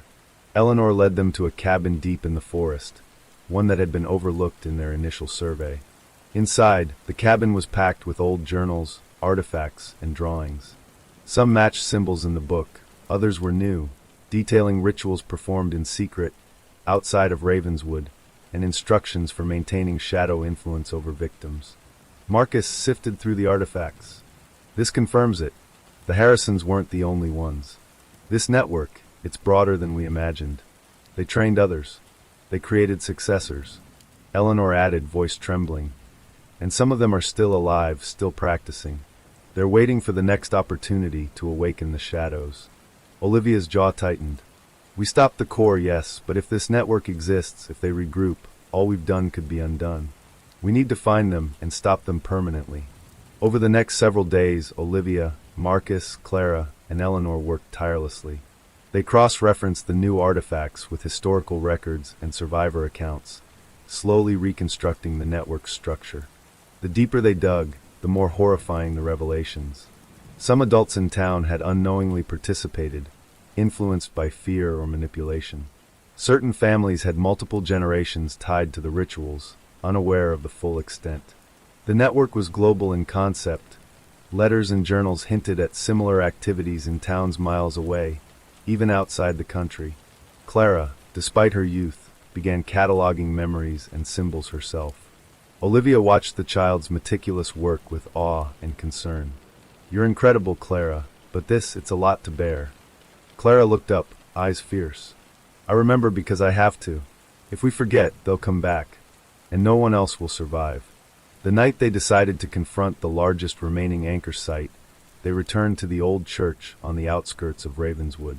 For decades, it had been abandoned, the pews rotted and the steeple crumbling. But signs of activity remained, symbols carved into the altar, faint footprints in dust, and a pervasive cold that seemed unnatural. Inside, they discovered hidden chambers beneath the floorboards, containing journals, remnants of rituals, and small cages where children had once been kept. The evidence was meticulous, terrifying in its precision. As they documented the site, Clara's voice broke the silence. They tried to erase themselves here. They didn't want anyone to remember. But the memories, they survive in me. Olivia nodded. And you're helping us bring them to light. That's how we end this. Suddenly, a shadow flickered across the far wall, faint, almost imperceptible. Not like the core they had destroyed, but a ripple, a fragment of what had once been. Olivia felt a shiver run down her spine. They're still here, Marcus said, voice low. Even without the core, fragments of the shadows remain. We need to be careful. As dawn approached, the team emerged from the church, exhausted but resolute. They had uncovered decades of secrets, traced the network's influence, and documented countless survivors. Yet Olivia knew the fight wasn't over. The shadows, though weakened, had left an imprint on Ravenswood that could never be fully erased. Clara looked up at Olivia, eyes weary but determined. We can stop them. I can help. We won't let them take anyone else. Olivia knelt, placing a hand on the child's shoulder. You've already helped more than anyone could have imagined. And together, we'll make sure Ravenswood and the world beyond remembers, so they can never rise again. Outside, the sun rose over the town, illuminating the snow and the streets. Ravenswood was still fragile, still fractured, but the first light of hope had returned. Survivors would rebuild. Memories would be honored. And the shadows, though lingering in fragments, had been diminished to whispers. Yet even as Olivia watched the sunlight glint on the snow, she couldn't shake the feeling that the echoes of the past were far from finished. Somewhere, hidden fragments of the network remained, waiting, watching, and remembering. And Olivia knew one thing with certainty. The fight to protect Ravenswood, and the memory of its victims, was far from over. Winter in Ravenswood had taken on a strange duality. On the surface, the town appeared peaceful. Snow fell silently on empty streets, chimneys puffed smoke into a pale morning sky, and the children rescued from the Harrisons' basements were slowly reintegrating into families or foster care. But beneath the calm, a persistent unease lingered, as if the town itself remembered the horrors it had endured. Detective Olivia Kane spent her mornings combing through the newly discovered journals and artifacts. Marcus Vance continued his exhaustive cross-referencing of the network's known participants, while Clara, increasingly confident, helped piece together fragmented memories from survivors. Each day brought revelations, but also more questions. One recurring pattern haunted Olivia. Though the core had been destroyed, remnants of the shadows had persisted. Small, almost imperceptible manifestations, flinches in the shadows, whispers in empty rooms, chills in the air, suggested that the network's influence had not been entirely eradicated. It was Marcus who first noticed a disturbing detail. "I've been analyzing survivor accounts and historical records," he said one afternoon, spreading a series of maps and documents across Olivia's desk. "Look at this. There are consistent anomalies, events and disappearances that didn't directly involve the Harrisons, but follow the same ritual patterns. And they're clustered around certain families and businesses that are still active in Ravenswood." Olivia frowned. "You're saying someone is still active? Someone is still using the shadows?" Marcus nodded grimly. "Or they were waiting, laying low. We know the network extends beyond the town. Correspondence shows coordination with outsiders. I think someone in Ravenswood was meant to keep the system alive, should the main anchor ever be destroyed." Clara's small voice trembled. "You mean someone planned this all along? That the shadows could come back?" Olivia placed a hand on her shoulder. "Yes, Clara, but we'll find them before that happens. We won't let them rebuild." Their investigation led them first to the families most closely tied to the Harrisons' influence. Subtle clues emerged, old letters hidden in attics, journals tucked behind floorboards, and coded messages and photographs. Every discovery pointed to the same chilling reality. The network had never truly been dismantled. It had merely gone dormant, waiting for the right conditions to reactivate. One lead brought them to a local historian named Dr. Leonard Finch, a man in his 70s who had spent decades studying Ravenswood's occult history. Finch's home was cluttered with papers, books, and artifacts that looked eerily similar to what the Harrisons had collected. "They were never alone," Finch said when Olivia and Marcus confronted him. "The Harrisons were meticulous, but they corresponded with others. Scholars, collectors, occultists, they all sought to maintain the shadows. And yes, some of them remained hidden in town, quietly preserving the rituals, waiting for the opportunity to continue." Olivia's stomach tightened. "Are they still active?" Finch hesitated. "I cannot say for certain, but the patterns suggest that yes, some may still be trying. They are cautious, intelligent, and patient, and they may have recruited others, people who don't even know what they're involved in fully." That evening, Olivia, Marcus, and Clara visited one of the suspected houses, a large, ivy-covered mansion near the northern edge of town. According to Finch and cross-reference maps, the home had been in the same family for generations.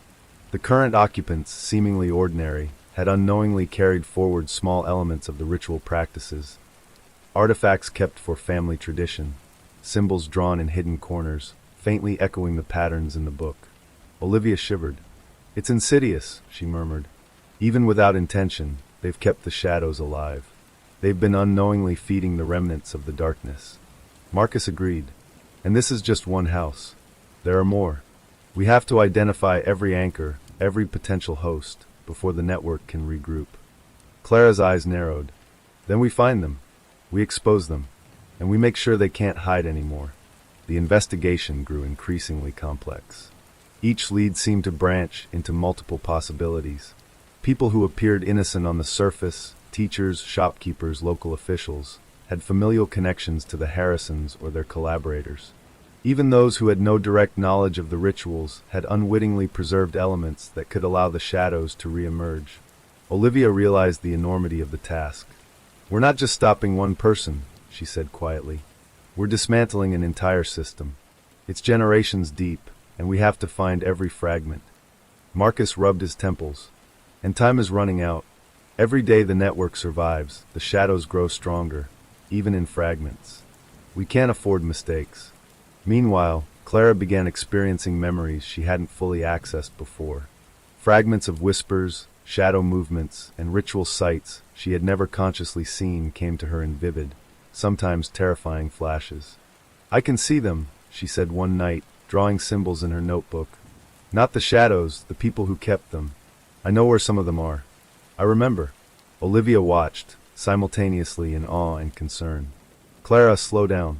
We have to verify these memories before we act. But, if you're right, this could be the breakthrough we need. Clara nodded, her face pale but determined. We can't wait. They're still out there. They're watching, waiting. 1 week later, Olivia and Marcus began visiting every location Clara had recalled. Some were mundane houses, others abandoned properties. All contained evidence of lingering ritual activity. Artifacts had been hidden, carvings etched into walls, symbols on floors. Each site offered clues, fragments of the larger network. In one abandoned farmhouse, they found a journal belonging to a man named Edgar Mallory, a distant cousin of the Harrisons. His writings detailed attempts to reconstruct rituals, coordinate with outside members of the network, and preserve the Shadow's power. Mallory's obsession had driven him to near insanity. The final pages of the journal suggested he had left behind tools and instructions for successors. Olivia felt a chill. The network, it was never just local. It was designed to endure, to survive. Even if we destroy the anchors here, someone could rebuild from Mallory's notes. Marcus clenched his fists. Then we find the notes, the successors, and anyone still involved. We finish this properly now, before it starts again. Their search eventually led them to the outskirts of town, to a hidden property deep in the forest. The estate, long abandoned and overgrown, contained underground tunnels and chambers similar to the Harrison estate. It was here that Olivia and Marcus realized the true scale of the network. Multiple locations, carefully maintained, interconnected, and designed to keep the shadows alive indefinitely. Clara, standing beside Olivia, whispered, "They're still alive, the people who did this. Some of them are right here in town. Watching. Waiting." Olivia nodded, heart heavy. "Then we find them. Every single one. And we make sure the shadows can never return." As night fell, Olivia and Marcus prepared to confront the most dangerous remaining members of the network. Their knowledge was incomplete, but the fragments Clara had provided offered a starting point. They weren't just hunting shadows, they were hunting the hidden hands that had nurtured them for decades. The whispers of Ravenswood's dark past had grown louder with each discovery. But Olivia knew this. The final confrontation was near, and the fate of the town, and the memory of its victims, depended on what they would do next. Somewhere in the darkness, the network stirred, sensing pursuit. And for the first time in decades, someone was coming for them. The night air in Ravenswood was bitterly cold, sharp with the lingering scent of snow and smoke. Olivia Kane, Marcus Vance, and Clara approached the hidden estate on the northern edge of town, their breaths misting in the darkness. The last few weeks had been a relentless hunt, tracing the remnants of the Shadow network, piecing together generations of secrets, and confronting the lingering traces of terror that had haunted the town for decades. Tonight, Olivia knew, they would face the true architects of Ravenswood's darkness, the ones who had ensured the shadows endured beyond the destruction of the Harrison estate, the hidden hands that had nurtured the evil, manipulated the vulnerable, and maintained control over generations of fear. "This is it," Marcus said quietly, surveying the massive, vine-choked mansion before them. "No more fragments. No more hiding. They're here, and we're ending this tonight." Clara, holding Olivia's hand tightly, glanced at the looming structure. "I can feel them," she whispered. "Watching. Waiting. They know we're here." Olivia squeezed her hand. "Then they'll see we're not afraid." The front door had long since rotted, and they slipped inside through a side entrance. The mansion was a maze of corridors, dust-covered staircases, and forgotten rooms. Shadows clung to the corners, remnants of the darkness that had once thrived here. Some moved unnaturally, as if testing their intruders, observing, calculating. Olivia opened the book, illuminated by the flashlight in her other hand. The rituals and incantations they had learned were their guide, their weapon, and their shield. But she knew this would be different from the Harrison estate. This was not just a location. It was a hub, a nexus of the network, a place where generations of adherents had fed, reinforced, and preserved the shadows. "They're not just shadows," Olivia said, voice low. "They're human too. Some of them are still alive. Some of them still believe in it." Marcus nodded grimly. "And they'll fight. Hard. This isn't just about fear or darkness, it's about power. Control. They won't give it up. They descended into the basement, where Clara's memory had led them weeks before. The chamber was enormous, lined with shelves of jars, bundles of papers, and artifacts similar to those they had destroyed at the Harrison estate. Symbols were etched into every surface, pulsating faintly in the dim light, almost alive. A figure emerged from the shadows, a tall man, his face partially obscured, but with a presence that radiated authority. Behind him, 3 others stepped into view. All of them were adults who had spent decades maintaining the rituals, the network, and the shadow's power. "You shouldn't be here," the first man said, voice calm but icy. "You don't understand what you're dealing with." Olivia raised the book, her voice steady. "We understand enough. The shadows end tonight. Your network ends tonight. No more children, no more fear, no more hiding in the shadows." The man laughed softly, a sound devoid of warmth. "You think you can destroy generations of preparation with a few chants and rituals? You are children playing with fire." Clara stepped forward, her voice fierce despite her youth. "I survived your fire. I saw your shadows. I know your secrets. And I will stop you." The tension in the chamber was electric. The shadows, sensing the confrontation, writhed along the walls, converging toward the intruders with unnatural speed.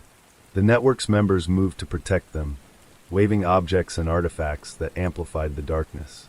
Olivia and Marcus began the incantation, following the book step by step. Clara helped, guiding them to symbols and objects that had been hidden from view.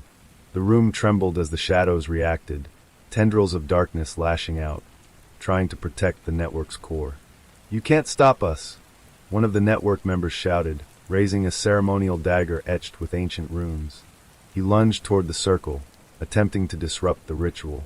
Marcus reacted instantly, intercepting the man and throwing him off balance.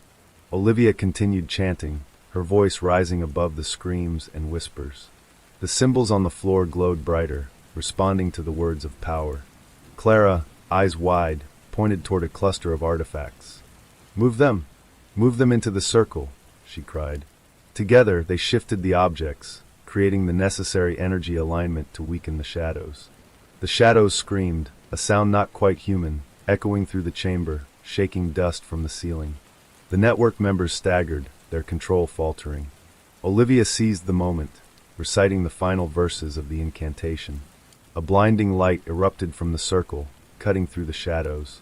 Tendrils flailed, screeching and twisting, before dissolving into nothingness. The chamber shook violently, then fell eerily silent. When Olivia opened her eyes, the room was still. The shadows were gone. The network members, stunned and disoriented, collapsed to their knees. Some wept, some screamed, but all were powerless. The centuries of accumulated evil, meticulously preserved, had been shattered. Clara exhaled slowly. "It's over. They're gone." Olivia nodded, though her mind raced. "It's over here, yes. But the world beyond Ravenswood, knowledge of the rituals, the artifacts, the network, it could survive. We have to ensure it doesn't. Every journal, every artifact must be destroyed or secured." Marcus agreed. "We'll catalog what remains, seal it, and report to authorities. Nothing can be left for anyone to continue this." The following days were spent meticulously cleaning, cataloging, and securing every remnant of the network. Survivors were relocated safely, and families began rebuilding their lives. Ravenswood started to breathe again, the pervasive sense of fear lifting like a fog. Clara, despite her small frame, became a symbol of resilience. Her memory and bravery had helped locate the remaining anchors and identify network members. The town slowly began to heal, though scars, both physical and emotional, remained. One afternoon, as Olivia walked through the restored precinct, she received a call from Marcus. His voice was hesitant. "Olivia, I've been reviewing the journals and maps again. There's something odd. A series of references we didn't fully understand. Locations outside Ravenswood, some artifacts mentioned. I can't explain it entirely, but it suggests there may have been coordination with people far beyond this town." Olivia's stomach tightened. "You mean, the network might extend further?" "Yes," Marcus said slowly. "We've dismantled the core here, destroyed the shadows, and stopped the local network. But there could be others. Somewhere waiting. Watching. Learning." Olivia exhaled slowly, determination hardening in her chest. Then we stay vigilant. Ravenswood is safe for now, but we can't let our guard down. Evil like this, it never truly disappears. We make sure history doesn't repeat itself. That night, Olivia, Marcus, and Clara stood on the hill overlooking the town. Lights twinkled faintly in the snow, children laughed in yards, and families moved cautiously but surely toward a life reclaimed from shadows. Clara leaned against Olivia. "Do you think they'll come back?" she asked softly. Olivia thought of the shadows, the network, and the hidden hands they had confronted. "If we do our part, Clara, they won't. Not here. Not while we remember, while we protect, while we stay vigilant. Shadows can be weakened, but courage, hope, and truth, they endure." Marcus placed a hand on Olivia's shoulder. "We've faced the worst of Ravenswood. The town owes its future to us, and to everyone who survived. But the fight to protect that future, it never truly ends." As they watched, a faint flicker of shadow stirred in the distance, almost imperceptible against the winter snow, a whisper of what once was. But this time Olivia felt no fear. They had faced the heart of darkness, destroyed its core, and revealed its hidden hands. Ravenswood would endure, and somewhere deep within the world, the echoes of the shadows had begun to fade. Not entirely gone, but diminished, contained, powerless against those who would remember, who would fight, and who would protect. The sun rose over Ravenswood, its pale light glinting on snow and rooftops. A town scarred but alive, haunted but healing, had finally reclaimed the light. Olivia Kane, Marcus Vance, and Clara turned away from the hill and toward the future. A future built not on fear, but on vigilance, courage, and the hope that darkness, no matter how patient, could never conquer those who refused to forget.